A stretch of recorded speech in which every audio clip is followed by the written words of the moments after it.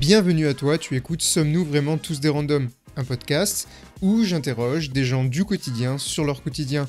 Un podcast qui a pour but donc de casser un peu les codes des célébrités qu'on entend toujours pour te faire découvrir des profils auxquels tu pourrais t'identifier. Le but, c'est de te faire découvrir des chemins de vie, des motivations, des passions, des émotions, des colères, des histoires, et je l'espère, tu pourras t'y identifier afin de ressentir toi-même de la motivation, de l'émotion, de la joie, peut-être même de la colère. Quoi qu'il arrive, sans plus tarder, je te laisse avec l'épisode, mais avant, pour me soutenir, je t'invite à liker, partager, mettre 5 étoiles sur Spotify, Apple Podcasts, etc. Bref, tout ce qu'il est possible de faire sur la plateforme sur laquelle tu écoutes actuellement cet épisode. Merci à toi et bonne écoute. J'espère que vous allez bien, vous m'avez évidemment reconnu, absolument rien du tout puisque je n'ai pas mon bob sur moi-même, mais c'est bien sûr votre fidèle serviteur, le Roi Crapaud.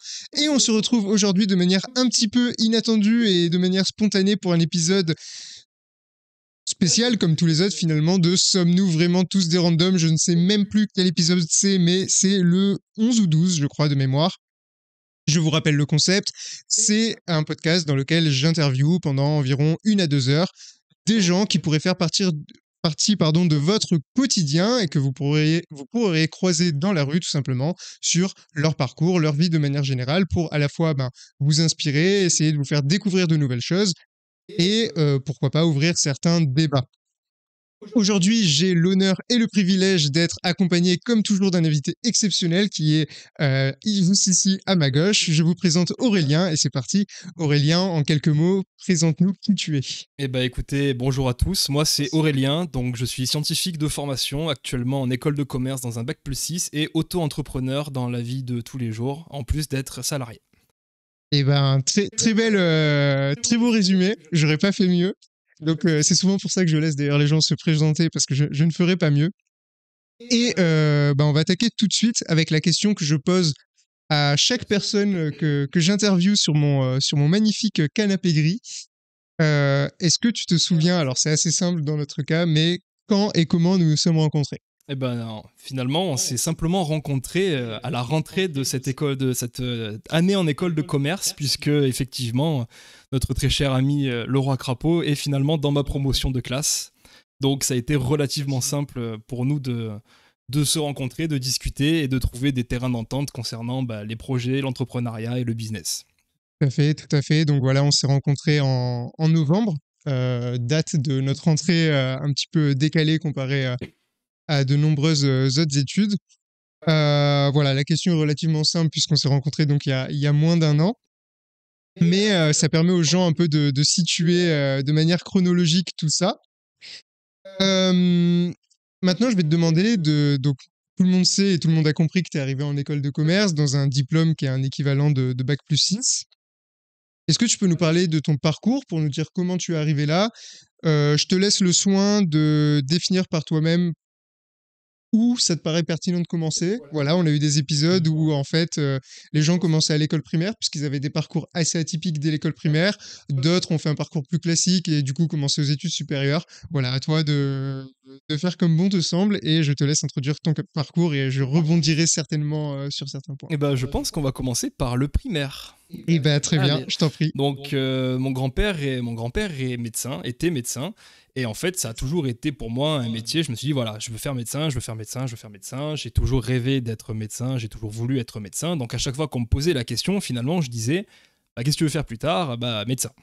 Et donc on est monté primaire, on est monté au collège, on est monté au lycée, il y a pas de souci. J'ai eu brevet, mention bien. J'ai fait un bac S avec spé physique, objectif médecine parce que médecin. Et là, je suis arrivé en PACES et ça a été le mur. Parce que j'ai toujours eu, on va dire, des capacités, des facilités à travailler au lycée. J'avais pas besoin de faire grand-chose et ça passait tout seul. Et là, en PACES, il fallait que je me donne les moyens et honnêtement, je pense que je l'ai pas fait. En plus, les matières, il fallait travailler, ça me plaisait pas forcément, et donc je me suis retrouvé face à un mur et à faire un choix. Donc j'ai raté ma première année, sans surprise, et là j'ai décidé de partir en fac de bio. J'ai pas voulu retenter une année de médecine parce que je savais que le mur, j'allais me le reprendre une deuxième fois. Ok, donc, t'as pas retapé du coup. Non. Okay. C'était pas le but parce que même si ma famille me soutenait, même s'ils avaient fait le nécessaire, on va dire de leur côté pour que je réussisse, moi, je savais, je sentais au fond de moi que bah, finalement, c'était pas quelque chose qui allait marcher. Ouais. Et donc, du coup, bah, je me suis rabattu en fac de bio. J'arrive en première année de fac de bio, donc à l'université de Nîmes, comme Ok. Nicolas Martin qui a été interviewé Dans l'épisode précédent, dans l'épisode d'ailleurs. précédent. Tout à fait. Donc je connais Nicolas depuis le collège-lycée. On a fait Ah le oui. même établissement. Ouais. Ok. Donc- Vous étiez déjà... Non, on s'est rapproché qu'à partir de la fac. Ok. Puisqu'on était du coup dans le même établissement à l'université. Mais je le connaissais de vue, on avait peut-être déjà échangé, mais il se rappelait même pas de moi. Ouais, Mais voilà. d'accord. Ouais. Et donc en première année, on nous a un peu obligés à réfléchir à notre parcours professionnel à la fac. On nous a dit, voilà, super, vous êtes en fac de bio, mais pour faire quoi? Et Ok. c'était notre prof principale, qui était d'ailleurs une prof exceptionnelle, un peu spéciale, mais très exceptionnelle, mine de rien, puisque finalement on était suivis et on était challengés. Et j'ai découvert donc un master, le master, le bac plus 5 que j'allais faire finalement suite à ces études à Nîmes. Et c'était le master finalement tout bêtement de l'université. Hein. Et c'était donc le master biotine. Il y avait des chiffres qui disaient, voilà... on a un très bon taux d'insertion professionnelle, il y a Ouais. plein de métiers à la fin, parce que finalement je me suis dit, bon je vais pas pouvoir faire médecin, c'est pas quelque chose qui me plaît, qu'est-ce que je vais faire de ma vie? Finalement j'en sais rien, donc l'idée c'est d'avoir un diplôme qui est suffisamment généraliste pour te permettre de finalement faire le job qu'on te demande et de pouvoir t'adapter face à n'importe quelle situation. Dans les métiers de la santé ou... Dans les métiers tout court, peu importe. Finalement, la santé, c'est parce que je me suis rabattu sur la fac de bio par défaut. Mais Ouais. pour moi, à cette époque-là, le plus important, c'était d'avoir un métier. D'avoir une D'accord. situation stable avec un métier qui est relativement intéressant. Après, un métier, il y a le métier parfait, je pense qu'il n'existe pas. Il y a toujours des côtés, des missions au quotidien qui vont être un peu plus ennuyantes que d'autres. Et du coup, c'est une nuance de gris. Et donc, je suis arrivé dans ce master qui était finalement mon choix numéro 1 et j'ai eu beaucoup de chance Ok. parce que j'avais un profil qui matchait finalement, puisqu'il fallait avoir un petit peu de caractère, il fallait avoir un peu d'ambition. Et du coup, j'ai été pris et j'en suis vraiment très très content. Et j'ai eu la chance donc de faire plusieurs stages durant ce parcours universitaire. J'ai fait 2 mois au CNRS où j'ai pu voir ce que c'était que la vie des labos publics. En tant qu'ingénieur d'études et même voir un peu ce que faisaient les chercheurs. Et là, je me suis dit, ouais, ça, c'est pas pour moi. C'était très bien pendant un petit temps, faire des manips en labo, etc. C'est super. Mais après, dès qu'on arrive avec tous les jours faire la même chose pendant des mois, en changeant juste de 1 degré ou de 1 petit pourcentage à chaque fois, je me suis dit, ça, c'est pas pour moi.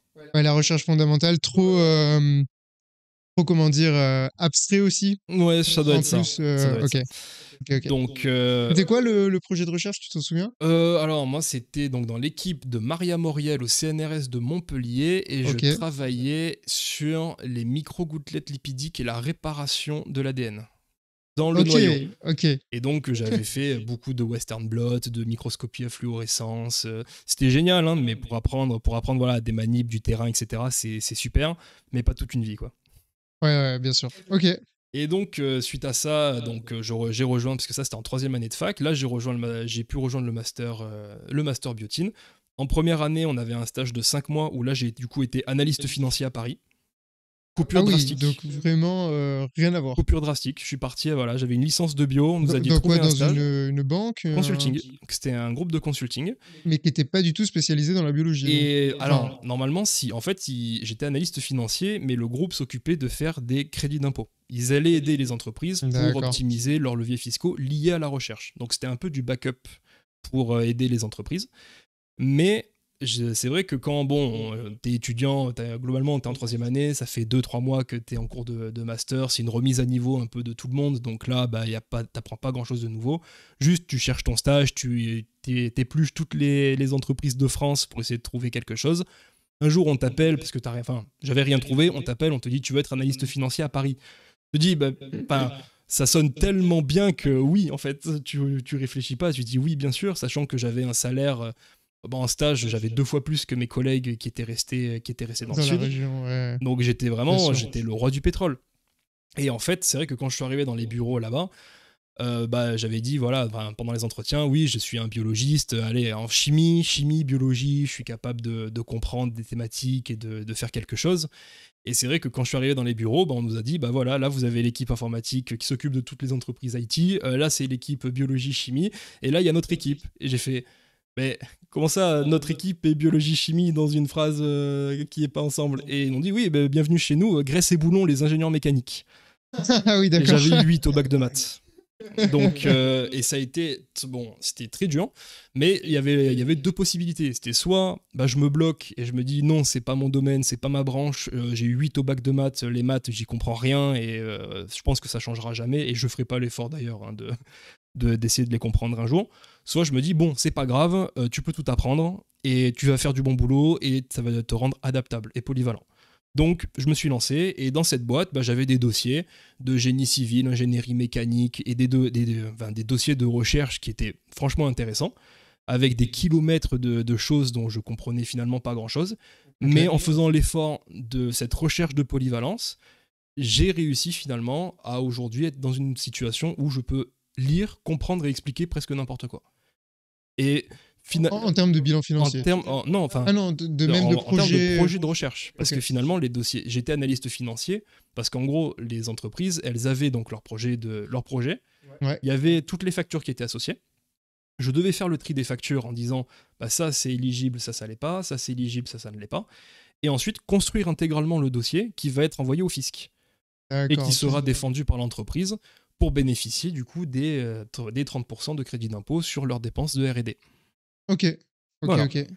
Donc c'était, il fallait défendre. J'avais un dossier ingénierie civile, développement de nouveaux logiciels pour faire, je sais pas, de la stabilisation d'autoroute avec de la réfraction d'ondes sismiques. T'as 3 jours, tu lis le truc, tu rédiges le dossier avec tout le reste. Ok, donc au final, t'as kiffé l'expérience quand même.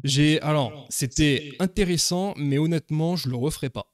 Je le referai pas. Le consulting, c'est vrai que c'était 3 jours et t'enchaînes et tu t'arrêtes pas. Donc, c'était sympa, c'était formateur, mais encore une fois, pas toute une vie. Okay. Donc, finalement, je me retrouve encore une fois un peu à la case départ. Et donc, en Master 2, on avait un autre stage à faire. Et juste avant, on a eu des cours dans la qualité, avec un prof génial. Ok. Et c'est là qu'en fait, je me suis dit... En fait, c'est ça. J'ai eu la révélation. Moi, c'est la qualité qui me plaît. Okay. Parce que, en fait, c'était du bon sens. Et le bon sens, j'ai réalisé il y a pas si longtemps que d'ailleurs tout est du bon sens et que si tu dis à quelqu'un ah ouais j'aime trop ça parce que c'est du bon sens ou j'aime trop ce que tu fais parce que c'est du bon sens, je pense qu'il y a personne qui va se dire non moi ce que je fais c'est pas du bon sens ou non je n'ai pas de bon sens. Ouais, bien sûr. Et quoique parce que oui, non. Pour ça, c'est vrai que c'est un cas où normalement les gens vont pas te dire que c'est pas du bon sens. Personne va dire oui, ce que je fais, il n'y a pas de bon sens dans ce que je fais ou je n'ai pas de bon sens. Et du coup, je me dis, ça c'est un argument de vente. Je dis oui, j'aime trop ce que vous faites, c'est du bon sens, ça a du bon sens. Et en fait, la personne, elle va se sentir flattée et elle va dire il y a enfin quelqu'un qui me comprend, qui comprend ce que je fais. Alors qu'en fait, c'est tellement bateau finalement comme argument, mais tellement puissant en même temps. Ouais, bien sûr. Et je l'ai réalisé finalement il n'y a pas si longtemps. Donc bref, je me suis lancé dans une aventure. C'était quoi, 2 mois avant. Est-ce que juste avant de continuer là-dessus, tu peux définir brièvement ce qu'est la qualité pour ceux qui ne sauraient pas ce que c'est La qualité pour une entreprise, c'est finalement des papiers. C'est vrai. Puisque toute activité de l'entreprise, il y a des choses qui sont réalisées au quotidien. Et la qualité, c'est en fait tout ce qui est fait doit être écrit. Et il y a des manières qui sont, on va dire, il y a des bonnes pratiques et des choses qui le sont un peu moins.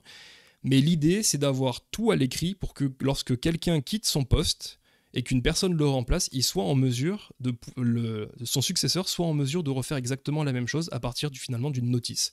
Et ça apporte une énorme plus-value pour l'entreprise. Globalement, le premier niveau, c'est l'ISO. Et on peut résumer par « je fais ce que j'écris et j'écris ce que je fais ». Bien sûr. Et donc, une fois qu'une entreprise est ISO, sa valeur augmente globalement de 20% parce que quelqu'un qui la rachète, en fait, il a un mode d'emploi. Et le fait d'avoir le mode d'emploi, c'est ça qui augmente la valeur. Et ensuite, derrière, on peut augmenter les niveaux d'exigence dans des thématiques un peu plus précises. Et là, donc, il y a des ISO qui sont spécifiques à des domaines, avec des exigences dedans et des standards, donc des papiers, pour dire comment les choses doivent être faites. Ouais. D'ailleurs, aussi, pour moi, ça englobe aussi le fait que dans ces recettes, protocoles, marches à suivre, etc., peu importe comment l'appelle l'entreprise, il y a aussi cette notion de minimiser la variabilité. Ouais, tu vois, avec très rigide. Puisque tout le matériel qu'on va utiliser est lui aussi normé, les utilisateurs doivent être formés, etc., pour que normalement, deux utilisateurs qui ont été formés à la même chose en utilisant le même matériel, etc., puissent retomber sur exactement le même résultat à un pourcentage de 0, bon après ça dépend, mais très très faible quoi. Et donc toi c'est ça un peu cette rigueur qui Ouais, c'est qui ça. t'a fait kiffer. Et Ok. finalement, quand on épluche ces normes, toutes ces normes, en fait, c'est du bon sens. Typiquement, ça inclut des normes de sécurité. Évitez de laisser les portes ouvertes de votre bâtiment parce que n'importe qui pourrait rentrer dedans. Ok, Mais alors donc oui. ça, c'est dans les standards, ça va être dans les papiers, voilà, fermer les portes, ne laissez pas n'importe quoi ouvert, vérifier les accès, etc. Mais dans la réalité, les personnes, elles vont faire une pause cigarette, elles partent par la porte arrière, et vu qu'elle a un badge automatique, que c'est casse-pied, qu'elle est lourde, etc., on la cale avec une Avec petite une porte, pierre ou un ouais, petit c'est sûr. truc. Ils font leur pause clope, ils repartent, ils laissent la porte ouverte, et là, n'importe qui peut rentrer. Et j'ai eu des enseignements avec des gens du gouvernement qui étaient dans les services de défense et dans l'information. Ouais. Et ils disaient que voilà, ils étaient appelés dans une entreprise, et ça, c'était typiquement le cas. Le gars, il était appelé pour faire un petit tour de la sécurité de l'entreprise. La première chose qu'il a faite, c'est qu'il a fait le tour du bâtiment. Il est passé par la porte arrière. Il est rentré dans le bâtiment. Il a trouvé un PC qui n'était pas verrouillé. Il est allé dessus. Il a fouillé. Il a récupéré 2-3 infos en diagonale sur des dossiers un peu top, les dernières nouveautés internes à la boîte. Et ensuite, il est allé dans le bureau du patron pour faire son pile à l'heure pour son rendez-vous. Ah oui, d'accord. Et donc, mais en plus, c'était quelque chose de tout bête, parce qu'en fait, quand il est arrivé à l'arrière de la porte, le gars, il est habillé en costard-cravate, il fait « Oui, bonjour, je suis perdu, excusez-moi ». Le gars, il fumait sa cigarette, il lui a dit « Où est le bureau de la R&D, j'ai rendez-vous avec le patron ». Il lui a dit « Oui, c'est à l'étage là-haut », il lui a tout Il a indiqué. même pas questionné. Parce qu'en fait, il était tellement loin dans l'entreprise, il avait passé les portiques de sécurité, il avait tout passé, qu'au final, plus on est loin dans une boîte, et moins on se doute de quelque chose. Et du coup, il a récupéré des infos, il est allé voir le patron, et il commence donc à faire son speech de défense, et il commence à glisser une première info exclusive. Puis il continue, mine de rien, le patron il est un peu surpris, tu vois, il fait « Oh, c'est une coïncidence ». Puis il en lâche une deuxième, une troisième, une quatrième, il fait « Non, mais comment c'est possible ?» La porte était ouverte, tout simplement. Ouais, bien sûr, bien sûr. Donc il y a une grosse fracture, voilà, entre ce qui est écrit et ce qui est fait dans la réalité, et c'est là que la qualité, c'est sensibiliser les personnes, expliquer les bonnes pratiques, former, expliquer, former encore. Ouais, mais est-ce que, alors là, bon, c'est un peu un autre débat, mais est-ce que des fois on va pas trop loin, tu vois? Moi, j'ai bossé du coup un peu plus de 3 ans dans le public lorsque j'ai fait ma thèse. Là, maintenant, je suis dans le privé. Et je vois que ces trucs de qualité, il y a du bon et du moins bon. Il y a du bon parce que c'est hyper impressionnant à quel point les trucs sont reproductibles, alors que moi, des fois dans le public, bon, on savait pas trop ce qui se passait, mais puisqu'on n'utilisait jamais forcément la même eau ou jamais les mêmes stocks de machin et tout, il y avait de la variabilité, etc. Mais d'un autre côté, toutes ces règles, c'est un temps où des fois tu te dis, mais oh mon Dieu. Enfin, déjà, il faut des personnes pour, donc nous, je vois par exemple tout le matériel qui est utilisé, même ce qui est lavable, etc. Une fois que c'est lavé, autoclavé, prêt à être réutilisé, c'est étiqueté pour pouvoir savoir exactement, par exemple, quelle éprouvette tu as utilisée pour telle manip, etc. Et du coup, il y a une personne qui est vraiment 100% dédiée à ça, tu vois. Et je me dis, ah, des fois, est-ce que c'est pas un peu too much? Enfin, voilà, il y a des moments où je me dis c'est bien, des moments où je me dis c'est trop. Toi, c'est quoi un peu ton avis sur cette question? Moi, je vais dire ça dépend. Parce qu'en fait, chaque mais- entreprise va avoir ses propres méthodes. Les ISO, les normes ne vont pas t'obliger à proprement parler de mettre en place certains dispositifs. Ce qu'ils demandent, c'est que tel événement soit suivi, traqué, qu'il y ait quelque chose de mis en place. Ouais. La manière dont il est mis en place dépend de l'entreprise. Donc si ils ont envie d'embaucher quelqu'un pour mettre des étiquettes à chaque fois, déjà c'est peut-être parce qu'il y a eu des erreurs à un moment. C'est-à-dire que quand ça n'était pas étiqueté, les gens pouvaient prendre n'importe quoi, et là il y avait un risque. Bien sûr, Il y avait un risque, il y avait un ouais. problème, et du coup quand on vous dit non, il faut, dans votre expérience il vous faut tel truc, mais il y en a un qui s'est trompé, il a pris celle qui est différente, techniquement tu as faussé tes résultats, tu as pu fausser ton étude clinique, tu as pu fausser ton papier. Donc ça peut aller extrêmement loin finalement pour une étiquette. Après, le choix de l'étiquette, ça c'est l'entreprise qui l'a choisi. Une autre aurait pu décider de tout mettre dans un carton et de mettre l'étiquette sur le carton. Oui, voilà. Mais après, voilà, je sais que mettre l'étiquette sur le carton, c'est ouvrir la porte à ce que tu sois. Admettons, il y a 100. Allez, on va parler en seringues, ok? Admettons, dans ton carton, il y a 100 seringues. Donc c'est cool parce qu'une étiquette, ça fait pour 100 seringues. Mais d'un autre côté, au moment où tu fais la manip, si dans ta manip, tu as besoin de 5 seringues, tu sais pas lesquels 5 t'as utilisé parmi les 100, tu vois. Oui, Et donc, voilà, on en vient toujours à, oui, on pourrait croire que ça revient au même puisque c'est le même stock, et en même temps, au sein d'un même stock, il peut y avoir de la variabilité aussi, quoi, tu vois. oui, c'est ça. Donc bon, après, voilà, c'est un débat de C'est les limites de... comment optimiser entre le risque et la perte de temps, et voilà, Tout à quoi. fait. Et donc, suite à ces enseignements de qualité, finalement, j'ai eu 20 heures de cours de qualité. J'ai majoré à l'examen. Bon, c'était pas quelque chose d'extrêmement difficile, mais j'ai vraiment eu le coup de foudre. J'ai Ok. revu toutes mes candidatures 2 mois avant que mon stage commence, parce qu'en plus, j'avais pas spécialement de réponse ou dans les endroits qui m'intéressaient. Et là, j'ai tout refait, mais orienté sur la qualité. Et j'ai été pris dans le domaine de l'agroalimentaire. Cool. Et donc, pour résumer, j'ai fait voilà, un master de. Enfin, j'ai fait la licence de biologie, j'ai enchaîné sur une expérience de consulting à Paris dans la finance et les financements de l'innovation, pour au final bifurquer dans la qualité, dans l'agroalimentaire, finalement sans aucun passé, sans aucune expérience au préalable. J'y suis allé comme ça et j'ai tenté. Je l'ai tenté et c'est passé. Et aujourd'hui, donc dans notre école en ce moment, il faut être en alternance et j'ai eu cette alternance dans cette même entreprise. Donc c'est la continuité. J'ai eu voilà mon stage et j'étais 6 mois en industrie, donc j'étais dans l'usine. Je l'ai fait en industrie alors que j'ai jamais fait d'industrie auparavant, j'ai jamais fait de qualité auparavant et j'ai jamais fait d'agroalimentaire auparavant. Voilà. C'est bien. Pour moi, message important là, c'est que tout est faisable à partir du moment où déjà on a la volonté et on sait un minimum s'adapter, quoi. Voilà, tout à fait. C'est pas nos études qui définissent où on va finir forcément, quoi. Complètement. Et ça, je suis absolument d'accord avec toi. C'est un diplôme, c'est qu'un bout de papier. Ouais, Et on n'apprend pas complètement. un métier à l'école, on n'apprend pas un métier sur des bancs dans un amphi à la fac, on n'apprend pas un métier, bon, sauf peut-être dans des filières très précises, professionnalisantes, Oui, très professionnalisante. style Mais l'optique. globalement, ce qu'on apprend de manière générale, c'est des connaissances et des outils. Mm. Et après, à nous de savoir assembler tout ça. C'est ça. Tu vois, Le c'est comme recruteur, t'achètes un sachet de Lego sans. Tu donnes pas de notice d'utilisation, tu peux faire des millions de structures différentes. Là, c'est pareil, quoi. Et après, libre à chacun d'utiliser ces choses-là de différentes manières. Mais bon, c'est bien de montrer toute la diversité que tu as pu faire à travers c'est ton ça, ouais. parcours, quoi. Et du coup, pendant même ce même master, donc le premier que j'ai fait, puisque là c'est le deuxième, on avait des expériences de création d'entreprise en première année et en deuxième année. Et la première année, donc on se retrouve dans un camping pendant une semaine à devoir construire une entreprise en partant de A à Z. Et je discutais avec mes collègues, dont Nicolas, et je disais oui, pour moi, donc en première année de master, c'était oui, l'entrepreneuriat, pour moi, c'est pas possible, Enfin, non, ça, je trouve ça c'est trop risqué, ça apporte rien, c'est de gaspiller du temps et de l'énergie. Et en deuxième année, je suis devenu auto-entrepreneur.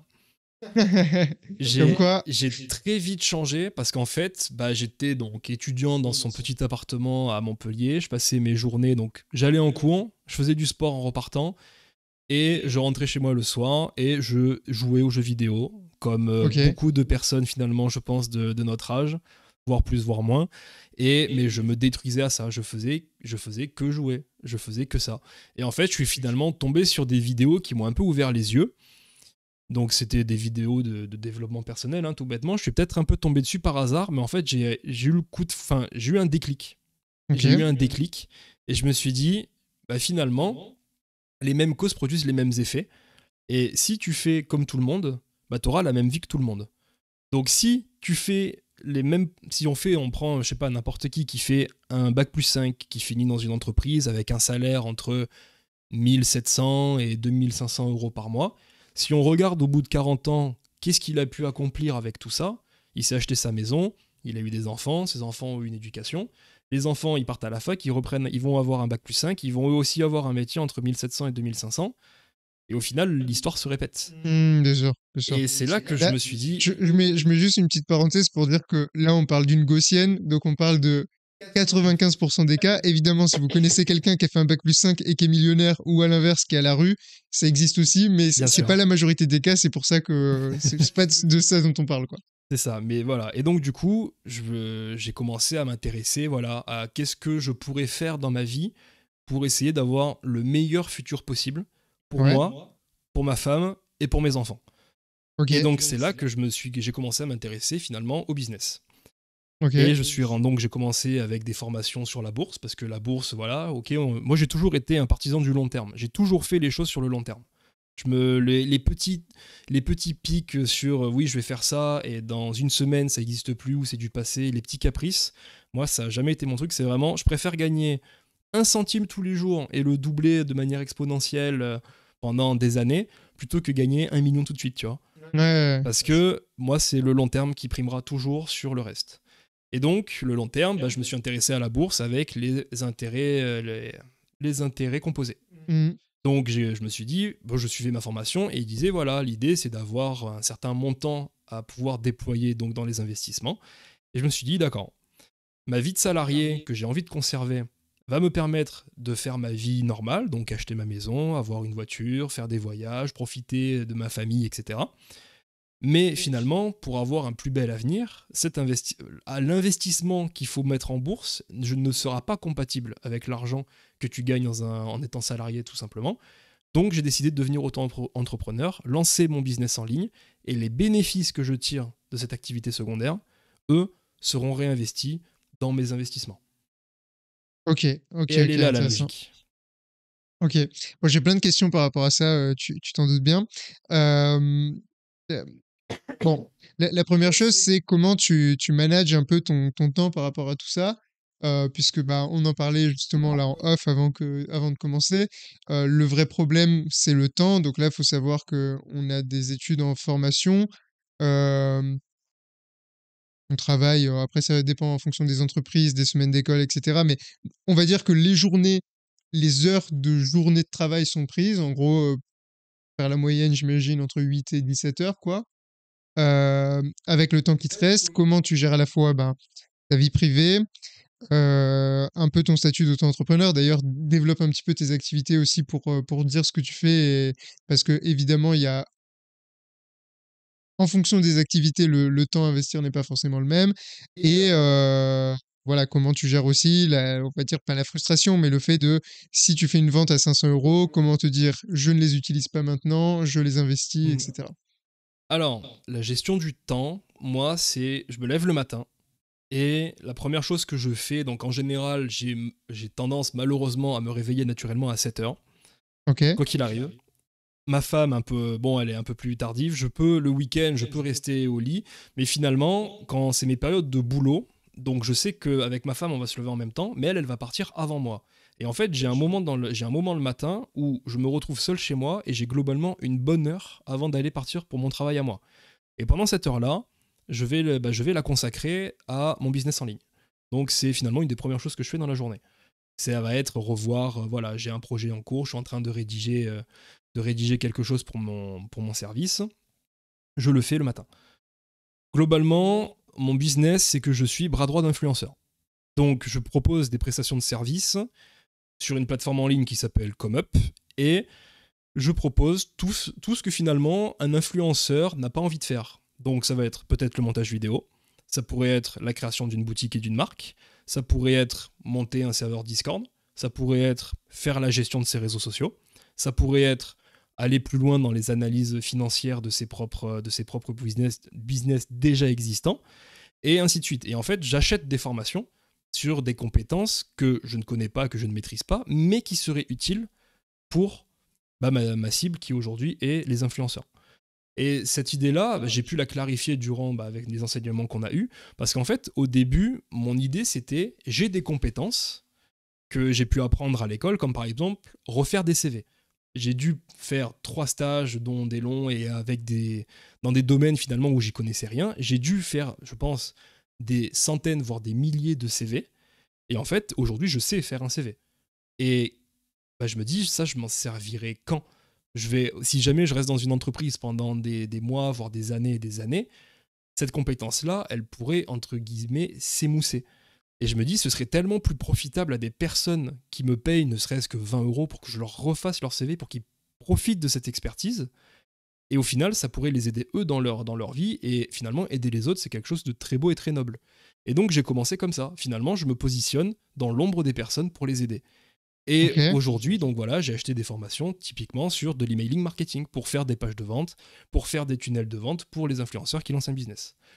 Et donc, j'ai plusieurs questions par rapport à tout ce que tu viens de dire. Donc déjà, tu achètes des formations pour toi te former et derrière vendre un service. Exactement. Et on est d'accord que tu fais pas toi-même de la formation derrière. Tu n'utilises pas ces formations dans le but de former des gens, tu proposes que le Pas service. encore. Pas encore. Mais c'est peut-être un C'est peut-être projet. un projet. Ok. J'avais initialement, dans mes premières formations, il y en avait une qui était sur l'infoprenariat. Ouais. C'était développer une petite niche de aller un petit millier de personnes, mais des personnes de qualité qui sont, entre guillemets, qui sont fans de mes produits, de mes services, de comment je suis, de qui je suis, et qui sont prêts tous les mois à acheter ce que je propose. Et en fait, ça sert à rien d'avoir 1 million d'abonnés si jamais derrière sur les projets, il n'y a pas d'engagement. Alors que si on a ne serait-ce que 1000 personnes, on peut vraiment on peut vraiment monter quelque chose de vraiment très gros et se démarquer. Là, il n'y a pas si longtemps, j'ai eu une commande, pour être honnête, samedi. Le gars, il est trader indépendant au Portugal, donc il gagne sa vie que en faisant des échanges sur les marchés financiers. Et il a 300 abonnés sur Instagram. Il s'est lancé dans l'infoprenariat et il a fait 5 000 € avec 300 abonnés sur Instagram. Et là, c'est la preuve que finalement, il n'y a pas besoin d'avoir des millions et des milliers de personnes pour pouvoir réussir et à gagner très bien sa vie, quoi. Ok, donc toi, tu préfères miser sur une plus petite niche, mais une niche de gens qui, avec un suivi à l'aveugle presque, qui ont une Ouais, grande confiance en tes services et en exact. tes formations, etc. Ok. Et ça, c'est bon, ça c'est un projet, la formation, je suis pas encore au stade où je vais proposer les formations. Là, j'en suis Oui, dans ta c'est dans tête. ma tête, parce Ouais. que des projets dans ma tête, il y en a vraiment beaucoup, il y en a même beaucoup trop, et ils sont priorisés. Donc là, pour le moment, c'est vraiment du freelancing avec une activité indépendante de microservices pour accompagner des personnes dans des projets. Idéalement, des influenceurs pour les aider à mettre tout ce qu'ils veulent en place. Tout ce qu'ils veulent pas faire, je m'en occupe. Et plus tard, on verra pour construire une agence, voire pour peut-être récupérer des parts d'entreprise qui seraient cofondées. Et ensuite, une fois que tout est automatisé, et c'est là que la qualité c'est intéressant parce que cette approche de rigueur et de process, etc., ça me permet de tout rédiger sur papier et de sous-traiter auprès de personnes que j'aurais moi-même formées et ensuite me permettre de consacrer plus de ressources et d'énergie sur un nouveau projet. Comme fonder ma propre marque, fonder un autre business, voilà, partir dans des fonds d'investissement, faire tout et n'importe quoi. Je suis libre. Et cette liberté-là, c'est vrai qu'elle est plaisante. Ok. Et après avoir reçu quand même quelques chiffres et voir qu'il y a des résultats qui sont quand même atteignables, c'est vrai que là, je suis dans un moment où je me dis, finalement, le monde du salariat, c'est c'est pas une souffrance parce que c'est quand même nécessaire, il y a des obligations à assumer. Mais s'il y a un monde où j'arrive à vivre à 100% de mon activité, je pense que très sincèrement, je lâcherai tout pour le faire. Ok. Parce Ok. que Ok. cette liberté-là, elle est vraiment plaisante. Et là, évidemment, c'est des estimations, hein, je te demande pas de prédire l'avenir, mais t'estimerais que ça serait possible sous combien de temps, là, avec une croissance, on va dire, linéaire? Parce qu'une croissance exponentielle, tu peux pas l'anticiper. Demain, si Mhm. ça fait un boom, voilà. Là, pour l'instant, en fait, j'ai jamais fait de prospection. J'ai jamais fait la moindre pub. Ok. Donc, je bénéficie d'un trafic passif. Donc le référencement naturel Donc, j'ai un de. référencement naturel de ma plateforme, qui est ComeUp. Et donc, du coup, sur ce référencement naturel, j'ai beaucoup travaillé pendant cette année sur mon design, sur tout mon aspect marketing, mais j'ai jamais fait la moindre publication, la moindre annonce, la moindre publicité Google, Facebook, TikTok, n'importe. J'en ai pas fait la moindre. Et donc, du coup, je me dis, si jamais j'arrive à développer cet aspect-là, jusqu'où je pourrais aller. Donc, en fait, ce serait juste une question déjà de mon approche et de la qualité que tu mettrais dans ta prospection. Mhm. Et donc là, c'est un côté où oui, si jamais j'ai quelqu'un qui est capable de s'occuper de ma prospection et de générer des chiffres, je pense que je pourrais atteindre entre 2 et allez, 4 000 € par mois dans les meilleures périodes. Mais ça, c'est vraiment une estimation. Et en combien de temps? J'ai envie de dire, si je commence cette étape de prospection, j'ai envie de dire dans 1 an ou 2. Sinon, globalement, on va dire le prime, quand on a une expérience particulière, c'est au bout de 5 ans. Pendant 5 ans pour développer quelque chose. Donc là, ça fait une bonne année que j'ai commencé. J'ai pas été le plus assidu, j'ai pas été le plus régulier. Oui, t'as pas été à plein Parce que temps. voilà, j'étais pas du tout à plein temps, parce que Hmm. j'avais d'autres choses à faire, et ça restera. L'objectif final, c'est quand même que cette source de revenus-là, idéalement, me servira à financer mes investissements. Après, si j'arrive à en vivre et à dégager suffisamment pour assurer mes devoirs et mes obligations pour le couple, pour la vie de tous les jours, etc., bah, tant mieux, je le ferai. Mais si en plus j'arrive à obtenir des investissements et même plus que ce que j'aurais voulu mettre, bah là c'est royal. Mais Ok. c'est après, pour rejoindre sur la gestion du temps, bah c'est vrai qu'il y a beaucoup de choses à gérer. Donc il y a ce côté business où finalement bah, je vais y travailler quand je peux. Même si le soir, quand je rentre, j'ai quand même toujours aujourd'hui tendance à avoir des activités sociales, donc une partie ou deux de jeux vidéo avec mes amis qui sont pas forcément à côté. Et ensuite, en général, il y a ma femme qui rentre et on va passer des moments ensemble. Parce qu'il faut pas non plus que je délaisse ma vie perso à côté. Et ensuite, dans ces moments-là, il y a des moments où je vais ensuite reprendre le business.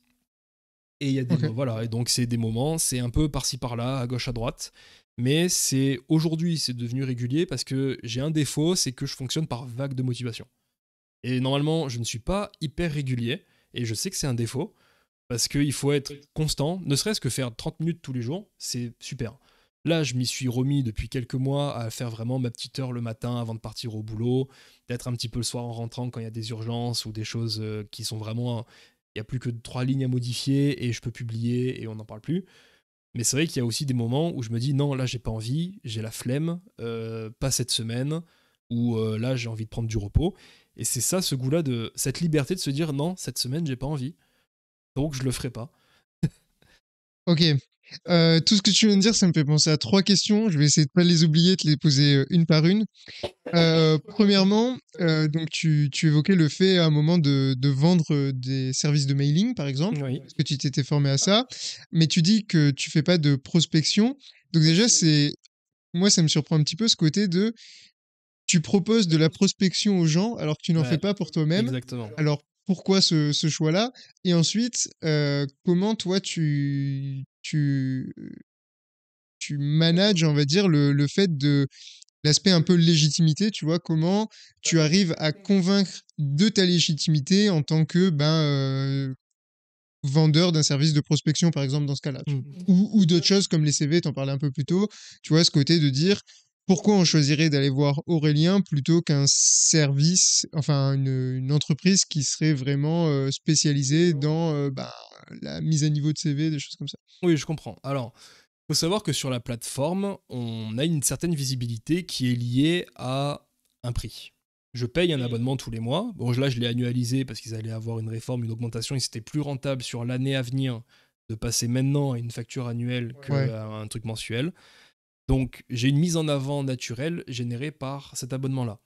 J'ai beaucoup travaillé mon design. L'idée, c'est que j'ai suivi des formations donc en design pour optimiser les services. Et ça, par exemple, je le propose. Je propose je vous fais votre design pour votre service.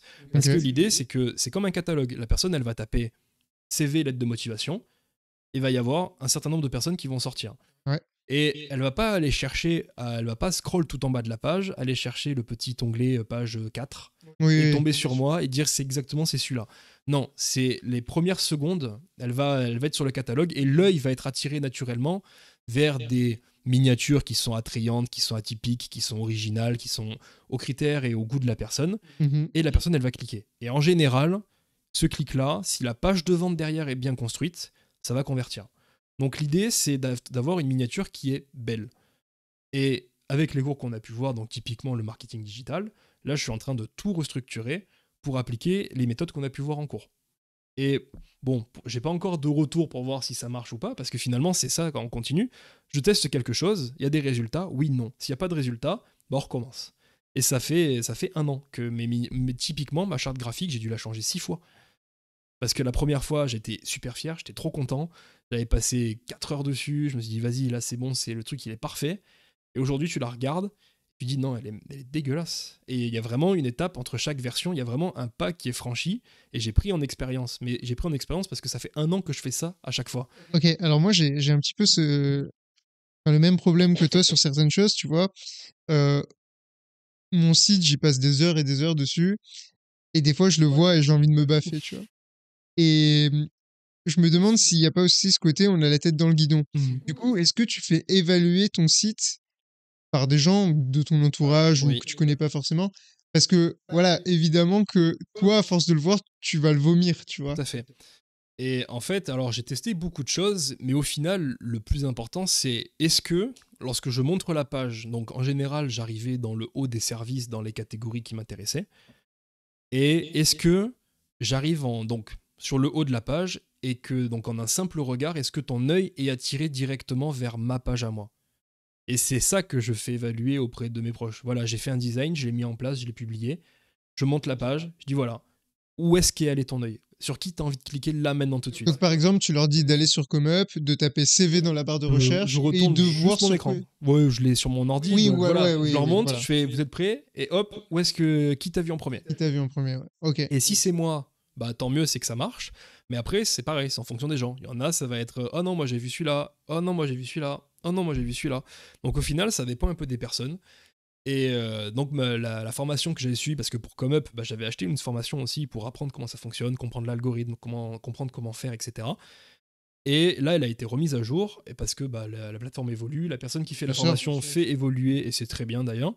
Et donc du coup, là, je suis en train de tout réapprendre avec les données actuelles. Et finalement, mes chiffres sont pas trop mauvais, mais je sais aujourd'hui, voilà, j'ai des problèmes sur certains services parce que bah, je suis noyé dans la masse de personnes qui le font, donc je ne suis pas visible. Et en fait, là, il y a on va dire un premier pas à faire, c'est qu'en fait, il faut faire une première prospection pour aller chercher ses premiers clients. Mhm. Parce qu'au moment où les clients acceptent de jouer le jeu, parce qu'on est allé les chercher sur Instagram, sur TikTok, Facebook, Messenger, enfin tout ce qu'on veut, peu importe, c'est là que s'il y en a un qui convertit et qui laisse un avis positif, bah, le service il va être mis un peu plus en avant que tous les autres. Et si on recommence pendant 2, 3, 4, bah, au final c'est comme ça qu'on devient finalement en haut du panier. Il n'y a personne sur la plateforme qui a lancé une thématique innovante et qui est number one en un mois. Ils sont tous, il y a du travail, il y a de la prospection, il y a des efforts, parce qu'il y en a beaucoup qui se sont lancés sur ComeUp parce qu'ils ont dû suivre les formations, la mienne ou celle de d'autres personnes, parce que le gars que j'ai pris, lui, il gagnait sa vie, mais c'est pas le seul. Ouais, bien Et sûr. ils le font tous un petit peu, plus ou moins, de vendre une formation faite pour 50, 100 euros, en expliquant précisément comment fonctionne la plateforme, c'est quoi les stratégies à mettre en place, comment faire pour avoir un service qui vende et qui se démarque, etc. Ils le font globalement tous. Mais il y en a combien qui réussit derrière? Bah, il y en a beaucoup moins. Parce que bah, après, c'est une question d'effort, c'est une question de remise en question. Typiquement, Nicolas, il a vu que pour moi ça avait fonctionné. Alors peut-être que moi c'était le fruit de la chance et du hasard. Nicolas, il a proposé des services, il a pris mon abonnement à moi puisque je l'ai parrainé, et lui ça a jamais fonctionné. Ok. Et ça n'a jamais pris, et aujourd'hui il a dit voilà, je le mets sur pause, c'est dans mes projets. Mais après, là pour moi il y avait aussi une question je pense, de mindset, parce que j'ai entendu, pareil dans mes vidéos de développement personnel, j'ai entendu quelque chose qui m'a vraiment marqué, c'est je fais quelque chose, il n'y a pas de plan B. Et Ouais. tu te lances pas, tu ne crées pas une boutique en disant bon bah c'est mon plan B, ça passera en second plan. Si dans ta tête c'est ton plan B, de base tu ne mettras pas toutes Ah les oui, tu ne mettras pas ressources. en priorité. Après, tu vois, il y a aussi du risque à ne pas avoir de plan B, entre guillemets, tu vois. D'accord, Dans le sens où,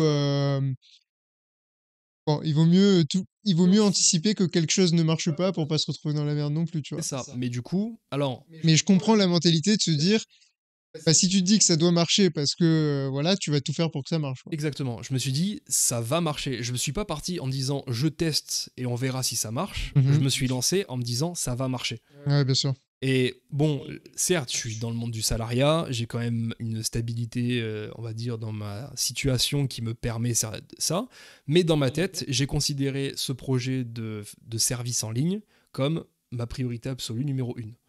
Même si en soi, dans mon vrai projet en fond, ça reste un plan B, mais dans ma tête, c'était le plan A. Et du coup, j'ai tout fait, enfin, j'ai tout fait. Oui, en soi, j'ai tout fait pour que ça marche, mais je suis pas allé jusqu'à la prospection. J'ai quand même, il y a des étapes, je me suis dit non, ça, j'ai pas envie. J'ai pas Hmm. envie d'aller prospecter. Parce que, au final, aujourd'hui, ma page, elle est pas prête. Parce que j'ai passé un an à revoir mes designs, à revoir ma charte graphique, à revoir mes textes, à finir d'ailleurs mes formations. Parce que, par exemple, pour l'emailing marketing, aujourd'hui, le service n'est pas encore disponible. Je ne l'ai pas mis en vente. J'ai la formation, je l'ai suivie, je l'ai comprise et je suis en train, entre guillemets, de pratiquer, mais j'ai pas fini d'expérimenter moi-même de mon côté, d'utiliser les outils qui ont été présentés, de savoir comment ils fonctionnent. Et une fois que j'aurai franchi cette étape-là et que je me sentirai à l'aise, je publierai le service et je ferai de la prospection auprès des influenceurs en disant je peux m'occuper de cette partie-là. Aujourd'hui, sur ce qui est en ligne, c'est que je maîtrise. Donc en fait, c'est comme ça que tu arrives à trouver un peu cette, j'ai perdu le terme, mais cette ouais, légitimité, voilà, c'est le mot que je cherchais. C'est parce que les services que tu proposes, tu es sûr de toi dessus, Absolument. tu es sûr d'être assez formé, etc. Ok. La deuxième question sur laquelle je voulais rebondir, à un moment, tu as parlé un petit peu de ce truc de bah, le soir, tu rentres chez toi, tu prends un petit peu de temps pour toi, souvent pour jouer avec des potes. Ensuite, ta femme rentre du travail, vous passez du temps ensemble, etc. Pour toi, c'est quoi le... Alors là, c'est beaucoup plus personnel. C'est quoi l'équilibre à avoir un petit peu entre, on va dire, le professionnel et le personnel, tu vois? Et est-ce que tu vois le personnel comme un booster à ta vie professionnelle ou au contraire un frein ou voilà, un petit peu tous ces sujets-là, Alors, ça, je vais dire, là encore une fois, ça dépend.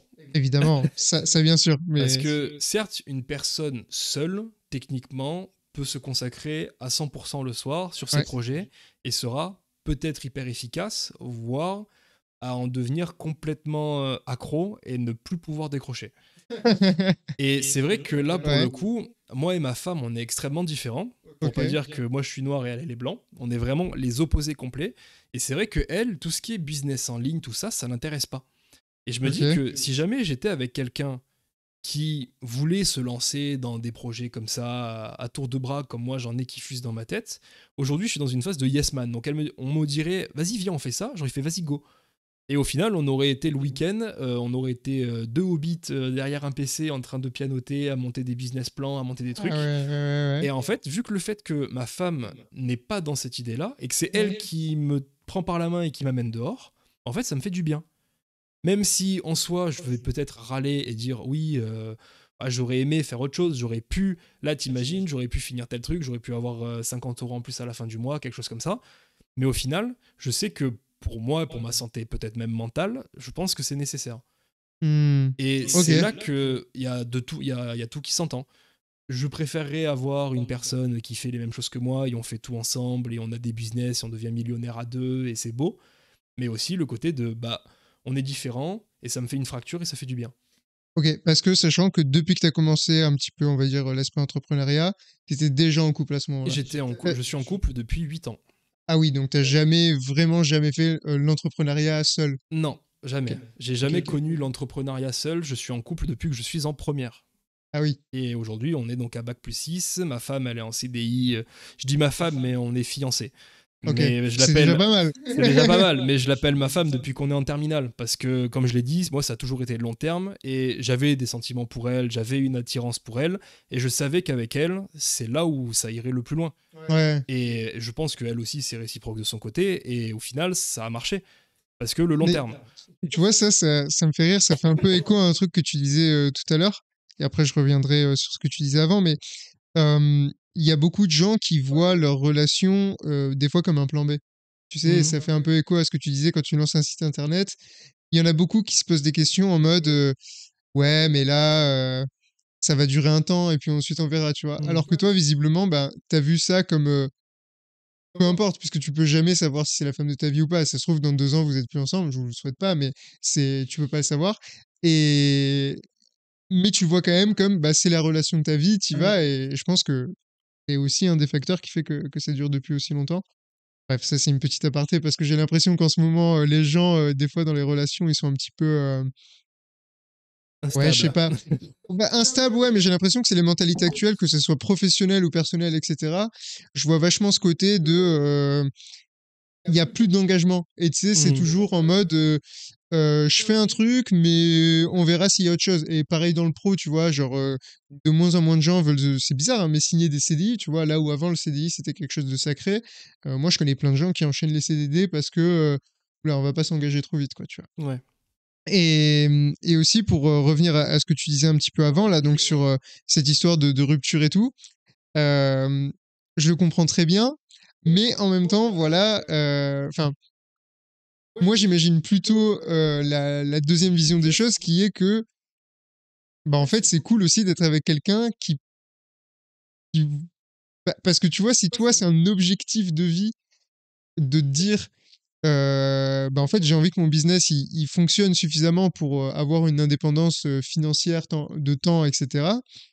Euh, Si tu as quelqu'un qui t'aide, te soutient et même fait ça avec toi, je pense qu'il y a un petit truc quand même qui est stimulant, tu vois. Bah, en soi, c'est un peu le cas quand même. Ok, Parce que on partage des choses dans le business ensemble. Il y ok, a par exemple, ma femme, elle est professeure et on est amené par exemple à faire de la correction de texte. ok, Et donc, elle a une certaine expertise en orthographe. Et du coup, ça permet de monétiser un service une fois de plus. C'est pas forcément moi qui vais le réaliser, ce sera plutôt elle. ok. Donc il y a un aspect où elle a son propre service, il y a un aspect où elle fait quelque chose avec moi à travers ma plateforme, mais après il y a aussi, on a des idées de business en commun par exemple. Mais après pour elle, ça ne c'est pas une priorité parce qu'elle a déjà accompli sa vie. Elle a le métier de ses rêves. Là, elle est juste entre guillemets bloquée par moi parce que maintenant les prochaines étapes c'est maison, un chien et les enfants. Ouais, d'accord. Et en fait, elle a tout accompli. C'est juste maintenant plus que des cases à cocher presque. Et c'est vrai que moi, c'est voilà, j'ai envie de plus que ça. J'ai envie d'avoir, voilà, me dire, l'objectif ultime, c'est la semaine de 4 heures. Se dire, voilà, j'ai pas besoin de mettre de réveil, j'ai pas besoin de. Je peux aller où je veux, quand je veux, comme je veux, faire ce que je veux, pas avoir à regarder l'épaisseur du compte en banque, me faire plaisir comme j'ai envie. Et au final, ne pas avoir à y consacrer des journées entières et avoir, on va dire, une équipe. Mais ça prend du temps. T'es obligé de partir de zéro, de tout monter de tes propres mains et ensuite de sous-traiter étape par étape, petite pièce par petite pièce. Et au final, à la fin, c'est là que tu arrives en haut de ta tour d'ivoire. Mais la tour d'ivoire, c'est toi qui l'as construite. Ouais, bien sûr. Ok. Et troisième point, du coup, sur lequel je voulais rebondir, putain, j'ai pas oublié mes questions, je pensais vraiment que j'allais les oublier. C'est cet aspect un petit peu, à un moment, tu parlais de la flemme et du fait que des fois, tu te dis, ouais, non, ça, j'ai la flemme de le faire. Des fois, tu le fais, des fois, tu le fais pas, etc. Qu'est-ce que tu penses un peu de l'importance de la rigueur et de la discipline? Est-ce que tu penses vraiment pouvoir atteindre tes objectifs, euh, entre guillemets, sans te forcer des fois, tu vois, etc. Ou pas? Voilà. Qu'est-ce Je que... pense qu'on a deux ressources. Il y a la motivation et la discipline. Mhm. Et quelqu'un qui est juste discipliné, il va se buter au travail sur son business en ligne, même s'il aime pas, même si c'est quelque chose de contraignant, il va se tuer à ça, et il sera toujours moins bon que quelqu'un qui est motivé. Mhm. Et en fait, c'est un équilibre entre la motivation et la discipline, parce que la discipline, ça va juste être ta capacité à faire des choses que tu n'aimes pas et persévérer à faire ça. Et c'est vrai que si tu te forces pendant un an à faire quelque chose, tu seras toujours moins efficace que quelqu'un qui a fait cette même chose pendant un an en étant motivé. Et Ouais, mais... c'est un équilibre à trouver parce que la discipline, je sais que je manque vraiment de discipline. Ça, c'est Mhm. vraiment, j'en suis conscient. Donc, je sais que je dois travailler là-dessus. C'est pour ça que je m'y suis vraiment remis et tous les matins, je fais ma petite session de 1 heure. Et cette session-là, je suis motivé à la faire. Donc, en soi, elle n'est pas si douloureuse que ça.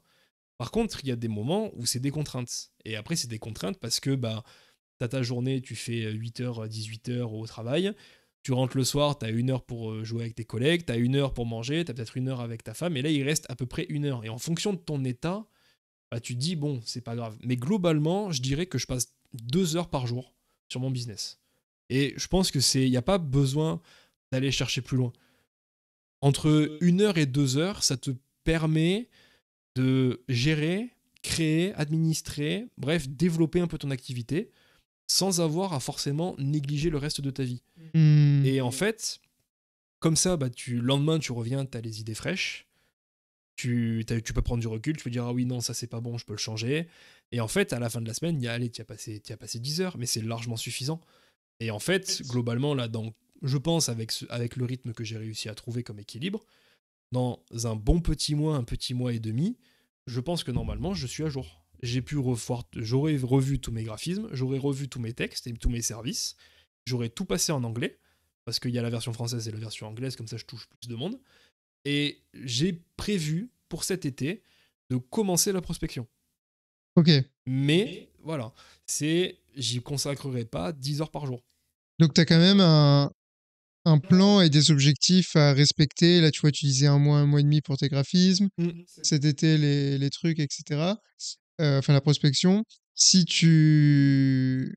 Généralement, tu arrives... Enfin, admettons, pour des raisons X ou Y, 5 jours avant tes deadlines, tu vois que tu y es pas, qu'est-ce que tu fais? Tu repousses la deadline ou tu bosses plus à ce moment-là, tu Je vois? me pose pas trop cette question parce que c'est vrai que alors j'ai fait des tests pour identifier mes forces en tant que personne et ma Ouais, force principale c'est que je fais toujours très attention à ce que je dis, que quand je dis quelque chose, je le fais.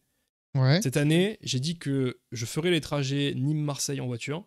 Donc je fais 350 km par jour pour venir ici à l'école, je le fais 5 fois par semaine. Je fais C'est 2 heures de route matin, 2 heures de route le soir. Et j'ai dit que je le ferai, et je le fais. Et là, on est à 70% du temps total de cette année. Et il n'y a aucun monde où j'arrêterai en cours de route. Ouais, mais alors attends, on va faire un petit aparté là-dessus, là, parce que ça m'y fait penser. Moi, je suis un peu comme toi dans le sens où quand je dis que je fais quelque chose, je le fais. Et d'ailleurs, ça effraie aussi des fois des gens parce que une fois que j'ai dit quelque chose, ils sont en mode putain merde, il l'a dit, ça va se passer, tu vois.